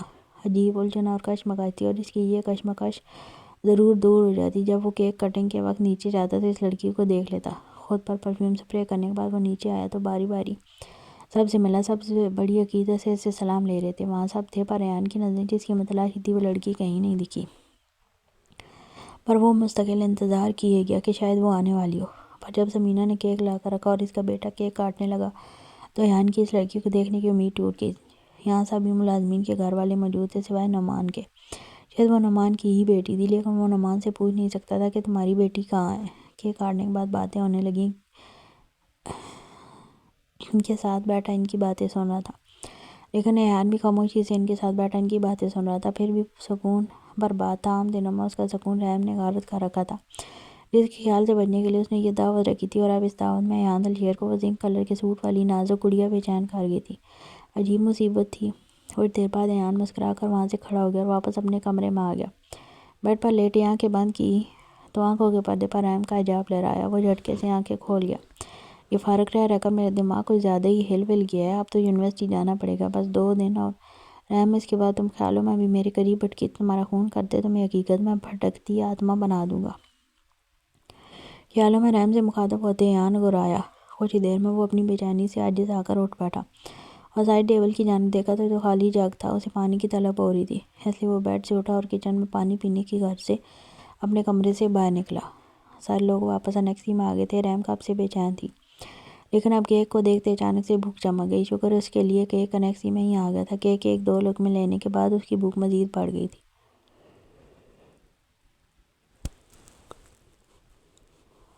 اس ڈائنو کا خوف ایک طرف اور پیٹ کی پکار ایک طرف۔ اس نے صبح سے کچھ نہیں کھایا تھا۔ وہ کچھ دیر انتظار کرنے کے بعد زچ ہونے لگی۔ وہ سمجھی تھی سب کھانا شروع کریں گے، لیکن یہ دیکھ کے دماغ گھومے کہ وہ سب تو اب اس آفت کے ساتھ گیمز کھیلنے کی تیاری میں تھے۔ بابا مجھے بھوک لگی ہے، یہ لوگ کب کھانا کھائیں گے؟ رحم نے اپنے پاس بیٹھے نعمان سے پوچھا۔ سچ میں بہت بھوک لگ رہی تھی اور وہ یہ بھی چاہتی تھی کہ جلد از جلد کھانا کھایا جائے اور وہ یہاں سے رفو چکر ہونے میں 1 سیکنڈ بھی نہ لگائے۔ ابھی تو ٹائم ہے، سب نے کیک کھا لیا ہے، تو ابھی کسی کو بھی بھوک نہیں۔ جب بھوک لگے گی تو کھا لیں گے۔ اگر آپ کو بھوک لگی ہے تو آپ کھا لو، نعمان نے نرمی سے کہا تو رحم کو سکون آیا۔ اب اس کا ارادہ تھا کھانا کھاتے ہی یہاں سے گولی کی طرح اڑنا شروع ہو جائے گی، پھر ریحان تو کیا کوئی بھی اسے نہیں پہچانے گا۔ رحم کی فرمائش پر نعمان نے مصنوعی غصے سے رحم کو گھورا۔ اب اللہ کر دیں نا۔ رحم کی فرمائش پر نعمان نے مصنوعی غصے سے رحم کو گھورا۔ کیا ہوا؟ رحم نظروں کا مفہوم سمجھتی خجالت سے مسکرائی۔ اٹھ جا کر لے لو رحم، میں سب کے سامنے لاؤں گا تو یہ لوگ تمہیں نکما کہیں گے۔ نعمان نے مسئلے سے کہا، حقیقت تو یہ تھی وہ کبھی خود بھی کچن میں نہیں گیا تھا، نہیں کھانا نکالنے اور سرو کرنے کا تجربہ تھا۔ یہ سارے کام یہاں کے خزامہ کرتے تھے۔ میں کیسے؟ مجھے ڈر لگے گا، میں پہلی بار یہاں آئی ہوں۔ رحم نے منہ بسوٹے کہا تو نعمان مسکرایا۔ میں مذاق کر رہی تھی، مجھے بھوک نہیں لگ رہی۔ اچھا، ایسے اچھا بھی نہیں لگتا، میں سب کے ساتھ کھا لوں گی۔ رحم نے مسکرانے کی ناکام کوشش کی تو نعمان نے اسے گھورا۔ مجھے معلوم ہے میری گڈی کا چہرہ اس لیے اداس ہو کر لٹکا ہوا کیونکہ اسے بھوک لگی ہے نا؟ اب جاؤ، جو کہہ رہا ہوں وہ کرو، اندر مینشن کے کچن سے کھانا نکالو۔ تمہیں اندازہ نہیں چھوٹے مالک کتنے اچھے اور مہربان ہیں، اپنا ڈرائیور ہونے کے باوجود مجھے اتنی عزت دیتے ہیں۔ چھوٹے مالک مینشن میں کھانا تو وافر مقدار میں بنوا دیں تاکہ ہم سب ملازمین جب جیسے مرضی چاہیں لے کر کھا لیں، اور آج تو ہے ہی خاص اہتمام۔ اب جاؤ، اس بات کی فکر مت کرو کہ رات کے 11 بجے ہیں، اس وقت مینشن میں کوئی موجود نہیں ہوتا، اس لیے گھبرانے کی کوئی بات نہیں ہے۔ بابا کی بات پر اس نے راضی ہو کر انہیں دیکھا۔ اب وہ کیا کہتی ہے؟ سارا مسئلہ ہی تو چھوٹے مالک سے تھا، اصل موت ہی تو اسے مینشن کے اندر کچن میں جانے سے پاڑی تھی، جہاں کا رخ اس نے آج تک نہ کیا تھا۔ اسے ڈر تھا کہ کس طرح اس ڈائنو سے ٹکرانا جائے۔ بابا کے اصرار پر وہ اپنی جگہ سے اٹھی اور انیکسی کی لابی سے گزر کر پچھلی جانب سے مینشن کچن کے جانب گئی۔ وہ لان میں کچھ دیر رکی اور ایک گہرا سانس بھرا۔ اس نے احتیاطاً اپنا سیاہ دوپٹے کا نقاب کر کے چہرہ چھپا لیا۔ وہ کچن میں آئی تو 0 پاور کے سفید بلب میں ہر طرف ملکجی سی روشنی تھی۔ سب سے پہلے تو وہ اتنا بڑا کچن دیکھ کر حیرت زدہ ہوئی۔ ان کی پوری انیکسی جتنا تو کچن ہی تھا۔ وہ فریزر کی جانب بڑھی اور اسے کھول کر دیکھا۔ انواع اقسام کے لذیذ کھانے دیکھ کر مزید بھوک بڑھ گئی تھی، مگر اس کی آنکھوں میں چمک بریانی دیکھ کر آئی تھی۔ جلدی سے پلیٹ میں بریانی نکالی اور ابھی وہ بریانی پر رائتا اور سلاد ڈال ہی رہی تھی کہ قدموں کی بھاری دھمک کچن کی جانب آتی سنائی دی تو رحم کا کلیجہ منہ کو آیا۔ اسے یہاں سے بھاگنا تھا۔ اس نے جلدی سے پلیٹ اٹھائی اور دونوں ہاتھوں میں مضبوطی سے جکڑ لی، مگر وہاں سے 9:11 ہونے سے پہلے باہر سے نوارد کچن میں دلا آیا تھا۔ ریحان نے اسی زنک کلر کے سوٹ والی لڑکی کچن میں دیکھا تو نامحسوس طریقے سے ہی صحیح اس کے لبوں پر ایک مسکراہٹ آئی تھی۔ ریحان کچن میں داخل ہوا تو واپس اسے وہی نازک چھوٹے سے وجود کی پشت کچن میں نظر آئی۔ ریحان نے اس کے ڈارک براؤن سلکی بالوں کی آبشار کو غور سے دیکھا، جنہیں سیاہ زنک دوپٹہ چھپانے میں ناکام ثابت ہو رہا تھا۔ کون ہو تم اور رات کی اس وقت یہاں کیا کر رہی ہو؟ اس کی باری آواز پر اور کچھ کچن کے سامنے موجود گلاس والموں پر تیان دلشیر کے عکس کو دیکھ کر رحم کو یوں لگا جیسے اس نے موت کا فرشتہ دیکھ لیا ہو۔ اس کی پل بھر میں چھوٹی سی جان سوکھے پتے کی مانند لرز گئی تھی۔ یہ اس کے لیے بہت بڑے صدمے کی بات تھی کہ وہ چھوٹے مالک اس کی تعریفوں میں اس کے بابا دن رات زمین آسمان کے کلابے ملاتے رہتے ہیں۔ وہ کیا اور نہیں بلکہ یہاں دلشیر تھا۔ اب رحم نے اپنی عافیت اسی میں جانی کہ وہ یہاں سے گدھے کے سر سے سینگ کی مانند غائب ہو جاتی، اس لیے اسے نظر انداز کرتی قدم آگے بڑھائے۔ ایان کا پل بھر میں پارا آئی ہوا تھا۔ ایک تو اسے جتنا یہ چہرہ دیکھنے کا تجسس تھا وہ اتنی اس کے ہاتھ سے چکنی مچھلی کی طرح پھسلتی جا رہی تھی۔ دوسرا یہ آج کل اس کی دہشت اتنی کم کیوں ہو گئی تھی کہ اس سے یہ پدی لڑکیاں خوفزدہ ہونا چھوڑ گئی تھیں۔ ایان نے دانت پیس کر لپک کر اس کا بازو پکڑا تھا۔ وہ بمشکل اس کے کندھے تک آ رہی تھی۔ رحم نے ہلکا سا پلٹ کر اپنے گائیں اٹھا کر لرزتی پلکوں سے سامنے اپنی موت کی آنکھوں میں دیکھا۔ ایان نے آنکھوں کو دیکھ کر پل بھر میں اپنی جگہ پر جامد و ساکت ہوا تھا۔ یہ آنکھیں سیاہ رات کی گہرائی سی آنکھیں، پلکوں کا اٹھنا، گرتا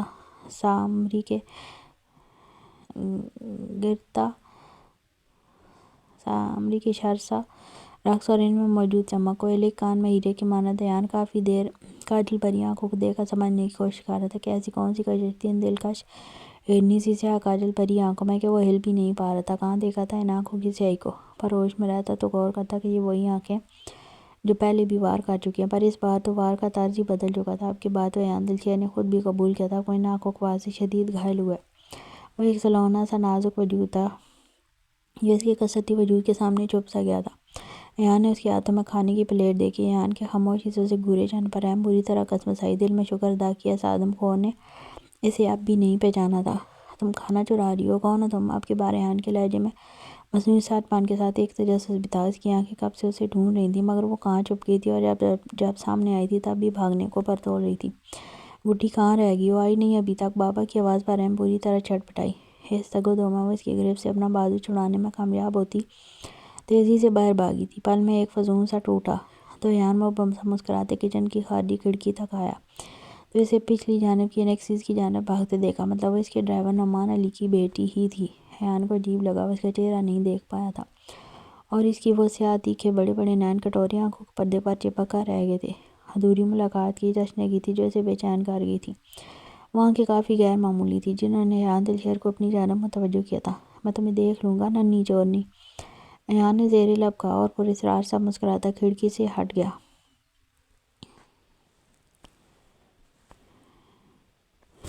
رحم باہر آ کر کانپنے لگی تھی۔ دل دھڑک دھڑک کر اب بھی پسلیاں توڑنے کو تیار تھا۔ اب حلق سے نوالہ اس کمبخت کے نیچے اترنا تھا کہ وہ ڈائنو جیسے اس کے پورے جسم کا خون اس کا بازو تھام کر اپنے لمس کی دہشت سے ہی خشک کر چکا تھا۔ نعمان جو اسی کی فکر میں باہر آیا تھا رحم کی غیر ہوتی حالت دیکھ کر گھبرا گیا۔ رحم تم ٹھیک ہو؟ نعمان نے فکر مندی سے پوچھا۔ بابا پلیز مجھے گھر جانا ہے، اب انکار مت کریے گا، رحم کے کانپتے روآنسی لہجے پر اب کی بار نعمان نے اس بات میں سر لایا۔ تم یہاں رکو، میں چھوٹے مالک۔ ابھی نعمان بول رہا تھا کہ رحم بات کاٹ گئی۔ پلیز بابا، میں بعد میں بتا دیجیے گا نا۔ اس کی التجا پر نعمان نے گہری سانس لی اور اپنی ڈری سہمی گڑیا کو بازو کے سہارے میں لیے چلتا ہوا گاڑی کے پاس آیا اور رحم کو لے کر اگلے 5 منٹ میں مینشن سے باہر نکل گیا، جبکہ دوسری طرف واپس کمرے میں آنے کے بعد بھی ایان بے چینی میں مبتلا تھا۔ جب بھی کچھ سوچتے واپس باہر آئے اور انیکسی کی طرف قدم بڑھائے۔ دل نے جیسے ضد باندھی تھی کہ اس کا چہرہ دیکھ کر ہی دم لے گا۔ وہ انیکسی کے باہر پہنچا تو اندر جانے سے پہلے نظر سمینا کے بیٹے پر پڑی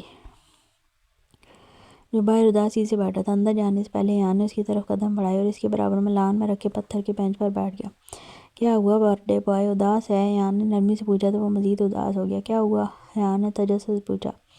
اسے یہ شرارتی سا بچہ بہت پسند آیا تھا جس نے آ کر اس سر سے بے رونق محل میں رونق سی بھر دی تھی۔ میری شرارتوں کی وجہ سے اس کی طبیعت خراب ہو گئی اور وہ چلی گئی، اس معصوم سے بچے نے منہ لٹکا کر کہا تو ایان نے حیرت و ناسمجھی کی ملی جلی کیفیت سے اسے دیکھا۔ کون چلی گئی؟ ایان نے دل مشش کرتے اور زیادہ تجسس سے پوچھا۔ وہی جو سب سے زیادہ پیاری تھی۔ اب کے اس بچے کے لہجے میں اور زیادہ اداسی تھی۔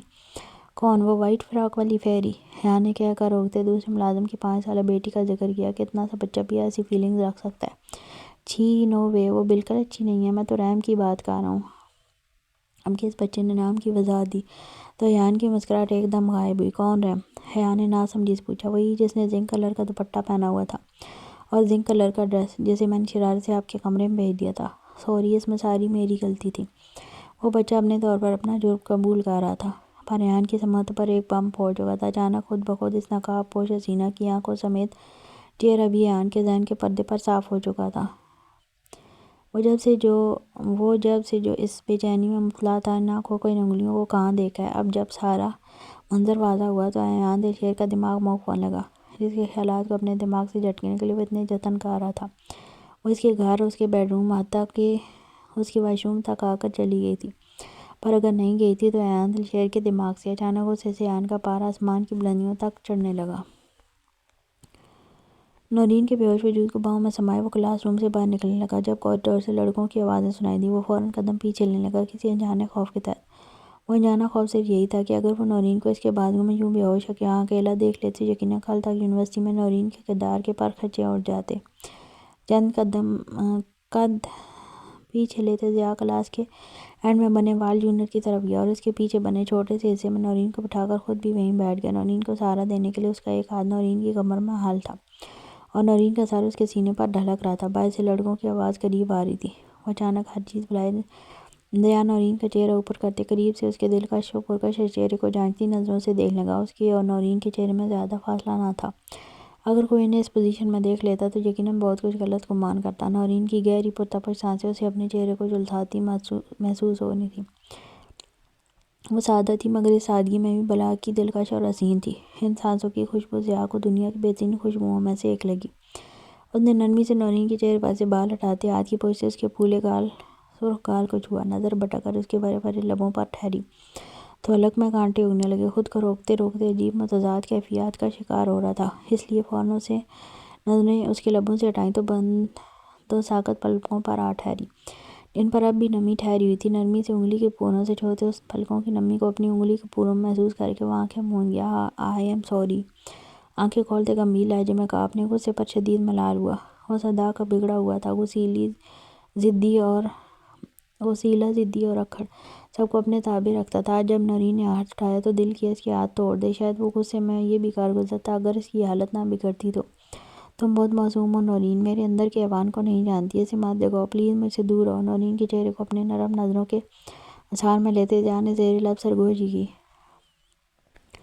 تم اور میں کبھی ایک نہیں ہو سکتے، ہمارے درمیان کلاس ڈفرینس کے علاوہ بھی ایک بڑا ڈفرینس ہے۔ میں ایک خطرناک اور خود پسند لڑکا ہوں اور تم، وہ کہتے کہتے لب بھینچ گیا، بہت سادہ ہو۔ اگر یوں ہی بار بار سامنے آئی اور مجھے یہ یقین ہو گیا تم اس زندگی کے لیے لازم ہوگی ہو تو پھر میں تمہاری خوشی اور غم کی پرواہ نہیں کروں گا، نہ پھر دنیا کسی دوسری چیز کی۔ تم پھر لاکھ تڑپو، رو، مجھ ذات کی نفی کرو، لیکن میری دسترس سے نہیں بھاگ سکو گی، اس لیے پلیز دوبارہ میرے راستے میں مت آنا۔ وہ دیوانہ اس بے ہوش لڑکی کو وارننگ دے رہا تھا۔ دل کا چور زبان سے ہونے لگا، بالآخر ہمیشہ خود سے انکار کرنے والا غائبانہ طور پر قبول کر رہا تھا۔ وہ شروع سے اب تک نورین سے صرف اس لیے دور رہا تھا کہ وہ نورین کے معاملے میں خود سے ہی خوفزدہ تھا، جب بھی اسے صرف ایک عام لڑکی کی طرح ٹریٹ کرتا تھا۔ پر یہ لڑکی عام سے کب زبردستی خاص ہوگی وہ خود بھی نہیں سمجھ پایا۔ نورین کے بے ساختہ وجود سے نگاہیں چرانا مشکل ہو گیا تھا، جب بھی فوراً جیب سے فون نکالا، اپنی دوسری کلاس میٹ اور نورین کی دوست ثنا کو کال کی۔ کچھ دیر بعد فون اٹھا لیا گیا۔ ضیاء نے سختی سے ہدایت کی کہ وہ اکیلی اس کے بتائے گئے کلاس روم میں ٹھنڈے پانی کی بوتل لے کر آئے۔ جب تک ثنا کلاس میں نہیں آئی اس نے غلطی سے بھی نورین کے چہرے کی طرف نہیں دیکھا تھا۔ وہ نہیں چاہتا تھا وہ کوئی ایسا قدم اٹھائے جو نورین کی زندگی کو مشکل میں ڈال دے، اور کہاں جانتا تھا عشق کی آگ جب سلگ جاتی ہے تو آہستہ آہستہ انسان کے وجود کو خاک کر دیتی ہے۔ تم یہاں ذوالنورین کے ساتھ؟ ثنا جو ہی روم میں داخل ہوئی اسے ضیاء پیچھے نظر آیا، لیکن قدم آگے بڑھانے پر بے ہوش نورین کو دیکھ آنکھوں میں کئی طرح کے سوال پیدا ہونے لگے۔ اس کا ماتھا ٹھنکا، چہرے پر عجیب غیر معمولی سی تاثرات تھے، جن میں سے ایک یہ بھی تھا کیا واقعی نورین اور ضیاء کے درمیان کچھ ہے، جس کے متعلق ہر جگہ یہ چرچا چل رہی ہے۔ یہ خوف سے بے ہوش ہوئی ہے، اسے ہوش میں لاؤ اور گھر لے جاؤ۔ ثنا کے سوالیہ نظروں کو نظر انداز کرتے وہ خاموشی سے باہر نکل رہا تھا۔ جب ثنا کے سوال پر رکا، یہ کس کے خوف سے بے ہوش ہوئی ہے؟ ثنا کے سوال میں شک تھا اور اس کا شک غلط رخ کی طرف جا رہا تھا۔ پر ضیاء مسکراتے پیچھے مڑا اور ایک نظر نورین کے بے ہوش وجود کو دیکھتے ثنا کو دیکھا۔ میرے خوف سے، مختصر جواب دیتے وہ روم سے نکل گیا۔ ثنا ماتھے پر بل ڈالے نورین کو دیکھ لگی۔ پار صاف، ویسے تو شرافت کا ڈھونگ اور درس ختم نہیں ہوتا محترمہ کا، اور یہاں اکیلے کمرے میں نامحرم غیر مردوں کی باہوں میں جھول رہی ہے۔ غصے سے بڑبڑاتے اس نے بیزاری سے بوتل سے پانی نکالتے نورین کے منہ پر چھڑکا۔ نورین کو ہوش میں آتے دیکھ چہرے پر فکر مندی طاری کرتے سہارا دیا، لیکن ہوش میں آتے ہی اچانک نورین خوف سے چاروں طرف دیکھنے لگی۔ کیا ہوا؟ ثنا نے تجسس سے پوچھا، لیکن اگلے ہی لمحے نورین اس کے سینے سے لگی سسکنے لگی۔ نورین کا سسکنا ثنا کے دل میں مزید سوالات پیدا کر رہا تھا۔ وہ بہت زیادہ غلط سوچ رہی تھی۔ نورین کی بکھری حالت دیکھتے اسے نورین سے گھن آئی تھی، پر ضبط کرتے وہاں بیٹھی تھی۔ آج دوسرا دن تھا، وہ فرش پر اونده منہ لیٹی تھی کہ سیدھا لیٹنے کی ہمت نہیں تھی۔ کمر پر جا بجا کھال ادھڑی ہوئی تھی، سر کا پچھلا حصہ بھی پھولا ہوا تھا، یقیناً وہاں بھی ضرب لگائی گئی تھی۔ وہ زاویار معراج خانزادہ سے عزت تو بچا چکی تھی، لیکن ان 2 دنوں میں اسے ادراک ہوا تھا کہ کوٹھے کے پہلے 2 دن تو بہت اچھے تھے، پر اب تو اس کی چھوٹی سی جان پر گویا جہالت کے دور کے روح تک تڑپا دینے والے مظالم ڈھائے گئے تھے۔ روز زرجمان نامی وہ فرعون عورت ایک خواجہ سراغ زاد کمرے میں آتی تھی، اور پھر جب تک اس کا غصہ ٹھنڈا نہ جاتا اس کے جسم کو ادھیڑتی تھی۔ اسے تو اپنی سخت جان پر حیرت تھی کہ وہ اب تک زندہ کیسے تھی۔ دروازے پر کھٹ پٹ ہوئی تو دل اچھل کر حلق میں آ گیا۔ یقیناً وہ عورت پھر اس کے سامنے اس نئے زخموں سے دوچار کرنے آ رہی تھی۔ اللہ آج نہیں، یا تو موت دے دے یا اس سے نجات۔ زرمش نے تڑپ کر دعا کی تھی۔ اپنے لیے کی جانے والی ہر دعا کے ساتھ اس کے دل سے زرجمان، ابرار اور زاویار خانزادہ کے لیے بددعائیں نکلتی تھی۔ وہ شدت سے دعا گئی تھی کہ ابرار اور زاویار کے خدا ایسے موذی اور لاعلاج مرض میں مبتلا کرے کہ وہ موت کے لیے تڑپیں، پر انہیں وہ میسر نہ ہو۔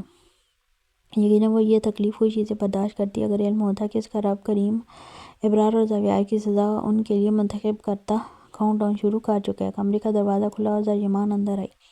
زرمش کی نظر صرف زرجمان کے ہاتھ میں پکڑے گئے بیلٹ پر تھی۔ امید ہے اب تک تو تیری عقل ٹھکانے آ گئی ہوگی، اب تو بتا، خوشی خوشی کرے گی گاہ کو خوش؟ زرجمان نے منہ سے کپ اڑاتے سختی سے پوچھا تو زرمش زور سے آنکھیں مید کی۔ کبھی کبھی دل کرتا تھا اس روح تک کو تڑپاتی اذیت سے بچنے کے لیے اس ذلت کو قبول کر لے، پر نہیں۔ اس نے اپنے رب سے اپنی عزت کا امان مانگا تھا، اور اس کے رب نے اس کی عزت کی حفاظت کی تھی، تو اب وہ اپنے آپ کو کسی کو کیوں پیش کرتی؟ اسے یقین تھا آج نہیں تو کل اس کا رب اسے نجات دے دے گا، پھر چاہے وہ موت کے ذریعے ہو یا کسی اور ذریعے۔ زرمش کی آنکھیں موندنے پر زرجمان کو طیش چڑھا تھا۔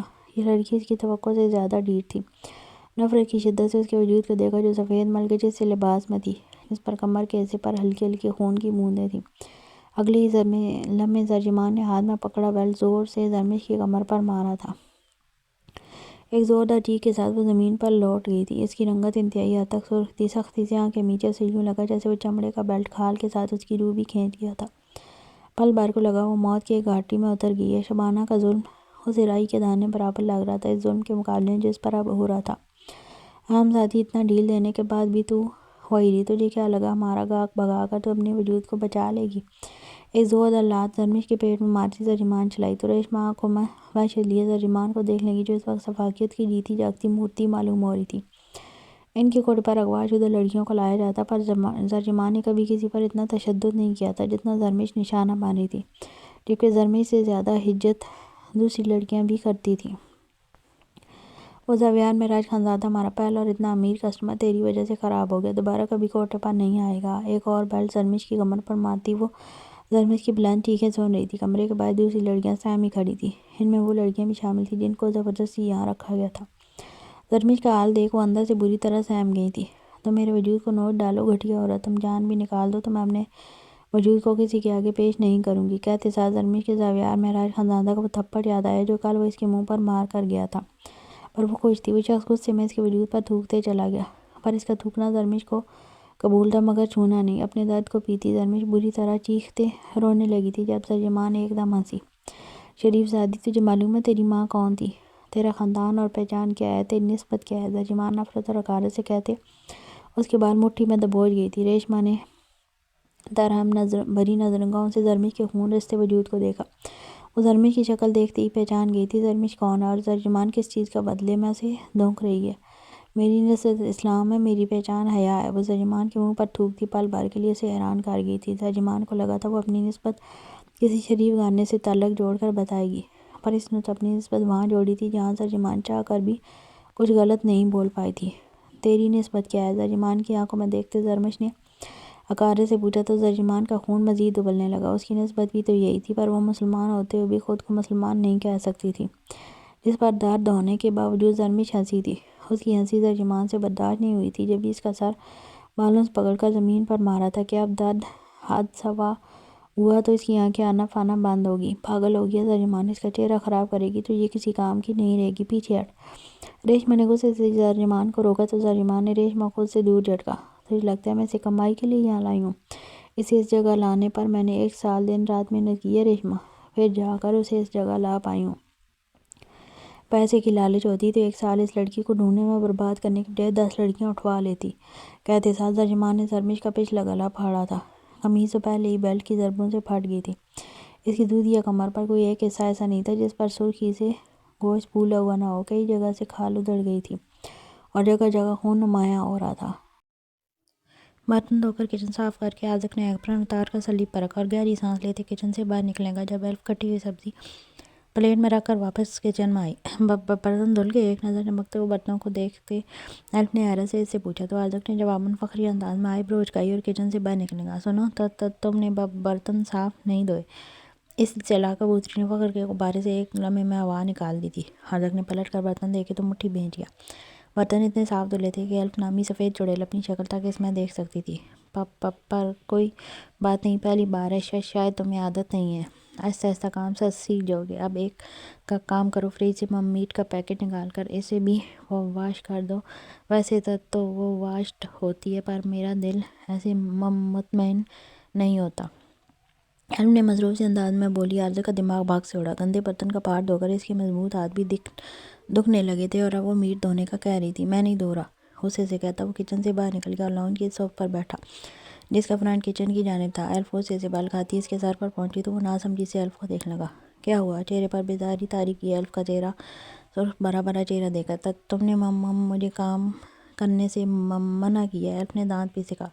نہیں، میں نے منع نہیں کیا، لیکن ابھی تم نے کہا میں نے برتن ٹھیک سے نہیں دھوئے تو یہ تو پھر قیمتی بوٹی ہیں، اگر ٹھیک سے نہیں دھوئی تو ہیں ان ہائیجینک تھوڑی کھائیں گے، اس لیے تم کر سکتی ہو۔ عازق نے کہتے ہوئے انتہائی معصومیت سے کندھے اچھائے۔ میرے ساتھ زیادہ سمارٹ مت بنو۔ میرا مطلب تھا کہ میں نے تمہیں کام کرنے کو کہا اور تم نے منع کیا۔ ایلف کی بات پر عازق گہری سانس لیتے کھڑا ہوا تو ایلف بے اختیار 2 قدم پیچھے ہوئی۔ جب بھی وہ اس کے سامنے کھڑا ہوتا تھا ایلف کو لگتا تھا اس کے وجود پر گھٹا چھا گئی ہو۔ منع کیا تو اپنے اصل اکبر مزاج میں لوٹتے عازق نے سرد لہجے میں پوچھا تو کچھ دیر پہلے جو ایلف تن کے کھڑی تھی فوراً اعصاب ڈھیلے ہو۔ تو ڈائریکٹ کیوں منع کیا؟ میں تمہاری باس ہوں، تمہیں نہیں معلوم؟ رسپیکٹ پہلے شرط ہوتی ہے نا نوکری کی۔ تم میں ریکویسٹ کر سکتے تھے کہ تم تھک گئے ہو۔ میں کچھ نہیں کہتی پر تم نے تو ڈائریکٹ منع کر دیا۔ ایلف منہ پسوڑتی بولی تو عازق ایک بار پھر اس کی چال میں الجھنے لگا۔ اگر وہ شاطر مارتا تو اس کے سامنے کھڑی لڑکی چال باز حد تک ذہین تھی، کسی کو معصومیت کے جال میں پھنسانا جانتی تھی۔ اوکے میں تھک گیا ہوں، مجھے نہیں دھونا اب کیا؟ عازق نے اس کے آگے جھکتے عاجزی سے اجازت طلب لہجے میں کہا تو ایلف کی آنکھیں چمک گئیں۔ میٹ دھو کے آرام کر لینا، پھر میں تم سے کوئی کام نہیں بولوں گی، پکا؟ ذرا سا مسکراتے اس نے عازق کو واپس بیٹھتے ہوئے دیکھ کر فوراً کہا تو عازق نے ماتھے پر بل ڈالے اسے گھورا۔ ابھی تو وہ کچھ اور کہہ رہی تھی اور اب اپنی بات سے پلٹ رہی تھی، لیکن جب ایلف نے آنکھیں زور سے میٹھی چبک کر کھولیں تو عازق کا سارا غصہ پانی کے جاگ کی طرح بیٹھ گیا کہ یہ منظر دنیا کا انوکھا ترین منظر تھا جو اسے انتہائی قریب سے دیکھنے کو ملا تھا۔ ایک مصنوعی غصے بھری نظر ایلف پر ڈال کر وہ کچن کی طرف بڑھ گیا۔ واؤ، اس اکڑو چپڑوں سے تو ایسے ہی کام کروانا پڑے گا پیار سے۔ اپنی قائدانہ صلاحیت پر فخر کرتی وہ بھی کچن میں چلی گئی۔ ویسے تمہیں معلوم ہے؟ اس کے بعد ایلف کی نام ختم ہونے والی گفتگو سن عازق خانزادہ کو احساس ہوا وہ ضرورت سے زیادہ بولتی ہے۔ اسے شدت سے ایئر ٹاپرز کی ضرورت محسوس ہوئی پر باس تھے نہیں اس لیے گہری سانس بھرتے دل محسوس کر رہ گیا۔ گوشت دھونے کے بعد وہ کچن سے باہر نکل گیا۔ صوفے پر بیٹھ کر جو خاموشی نصیب ہوئی اس نے پل بھر کے لیے سکون دیا، لیکن پھر اچانک خواہش جاگی وہ پھر سے اس سے باتیں کرے۔ ابھی وہ انہی سوچوں میں تھا کہ اچانک گھر کے بیک سائڈ سے بچوں کا شور اٹھا اور بہت سارے بچے چلاتے ہوئے اندر آ گئے، لیکن اندر بیٹھے اس شخص کو دیکھتے چونک کر خاموشی سے عازق کو تکنے لگے۔ وہیں دوسری طرف پہلی بار عازق بھی ان بچوں کی نظروں پر نروس ہوا تھا۔ وہ بچے بہت سارے اور چھوٹے تھے، ان کی عمر زیادہ نہیں تھی، ان کی عمر 2 سے 7 سال کے درمیان تھی اور سب کی کسی اچھی لیوش فیملی سے لگ رہے تھے کیونکہ ان کا حلیہ بالکل ٹپ ٹاپ تھا۔ ہے ہاؤ آر یو؟ ایک 5 سالہ بچے نے ماتھے پر بل ڈالے عازق سے پوچھا تو عازق آئی برو اچکاتے اسے دیکھنے لگا۔ وہیں کچن میں کھڑی ایلف اپنی ہنسی دبانے لگی۔ اس کے ساتھ رہنے والا ہر بچہ اس کے معاملے میں پوزیسو تھا۔ مام ہو از ہی؟ اب کے دوسرے بچے نے مسکراتی ایلف سے پوچھا تو عازق بھی ایلف کو دیکھنے لگا۔ ہی از آر ماں۔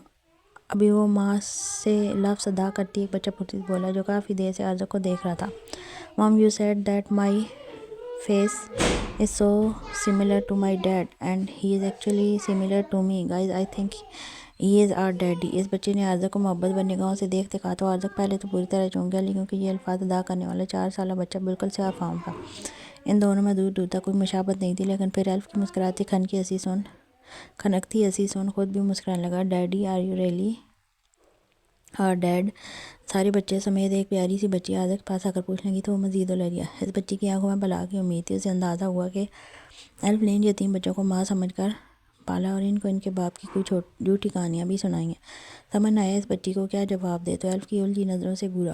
جواباً ایلف نے میں سر لایا تو نہ جانے کے باوجود اس بچی کو خود میں اٹھا کر اس بات میں سر ہلا گیا۔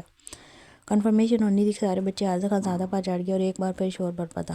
ایلف واپس کھانا بنانے میں مصروف ہو گئے، جبکہ وہ بچوں کے درمیان نظر اٹھاتے اس لڑکی کو دیکھنے لگا جس کو کچھ دیر پہلے چلاک اور مکار کے لقب سے نواز رہا تھا، پر حقیقت میں کس قدر نرم اور خوبصورت دل کی مالک تھی، اس لیے اب مزید بے چین ہو گیا تھا۔ آپ کیا کرتے ہیں؟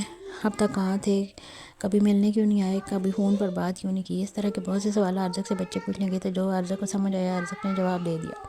بات کرتے یہ بھی اندازہ ہوا کہ وہ سارے بچے اردو بولنا اور سمجھنا جانتے تھے، اور یہ بھی کہ وہ جس بھی فیملی سے ہوں سب مسلمان تھے۔ ایلف نے بچپن سے یہ ایمان کا بیج ان کے دل میں بو دیا تھا۔ چلو بس بہت سوال ہو گئے، اب کھانا کھاتے ہیں۔ ایلف نے مسکراتے بچوں کو عارضہ سے دور کرتے کہا تو بچوں کی پریشانی ہلاک ہوگی۔ مام ڈیڈی کہاں رہیں گے؟ ایک بچے نے سوال دہرا تو ایلف کی ایک نظر عارضہ کو دیکھتے صف پر بیٹھ گیا۔ یہی رہیں گے آپ لوگوں کے ساتھ؟ ایلف نے ایک بچے کا ماتھا چومتے کہا۔ وٹ ڈو یو مین ہمارے روم میں؟ ایک اور بچے نے آنکھوں میں روشن دیپ جلائے دوسرا سوال کیا تو ایلف نے اس بات میں سر ہلایا۔ اوہ پر ڈیڈ تو مام کے ساتھ ہوتے ہیں، میرے فرینڈ نے بتایا تھا۔ جب کے بار سمجھداری سے بولا تو ایلف کی اب کی بار بری طرح سٹ پٹا گئی۔ اس نے نظریں چٹاتے پہلے بدلا جبکہ عارضہ خاندادہ اس کے چہرے کے بدلتے رنگ دیکھ رہا تھا۔ اوہ مینس ہمارا نیو بیبی سسٹر یا برو آئے گا کب سے؟ خاموش کھڑا ان میں سب سے بڑا بچہ جو 7 سال کا تھا منہ بناتے بولا، شاید ایک اور بیبی کا سوچ کر خوف کا شکار ہوا تھا۔ ریئلی؟ دوسرے بچوں نے تعجب سے پوچھا۔ اس سے پہلے ایلف کچھ کہتی وہ واپس وہی بچہ جواب دیتے بولا، یس، جب مام ڈیڈ ایک ساتھ ایک ہی روم میں سوتے ہیں تو بیبی جنریٹ ہوتا ہے۔ اب انتہا ہو چکی تھی، ایلف کا چہرہ سرخ ٹماٹر ہو چکا تھا، جبکہ عارضہ خانزادہ کا قہقہ بے ساختہ تھا۔ سارے بچے اپنے باپ کو ان سے دیکھ کر کشمکش میں پڑ گئے، جبکہ ایلف شرمندگی کے تھا گہرائیوں میں گرتی نظریں زمین میں گاڑی وہاں سے اٹھ کر 9-2-11 ہونے لگی تھی کہ اس سے پہلے عارضہ خانزادہ اس کے مقابل کھڑا ہوا تو اس نے اٹھنے کا ارادہ بالکل ترک کر دیا اور سر مزید نیچے جھکا لیا۔ بچے بگڑ گئے ہیں بیوی، شاید ان کی گیدرنگ اچھی نہیں ہے، ہمارے پرسنل موومنٹس ڈسکس کر رہے ہیں۔ ایلف کے کان قریب جھکتے اس نے نہایت شرارت سے کہا اور اس کا خون چھلکاتا چہرہ دیکھ کر مسکرا کر وہاں سے باہر نکل گیا۔ اس کے باہر جاتے ہی ایلف نے اپنے سینے پر ہاتھ رکھا جو پسلیاں توڑ کر باہر نکلنے کو تیار تھا، پھر بیچارگی بھری نگاہ ان بچوں پر ڈالی جو اپنے باپ کو دیکھ شاید پاگل ہو گئے تھے، لیکن پھر بعد میں ان کا دماغ درست کرنے کا سوچ خود بھی کھڑی ہو گئی۔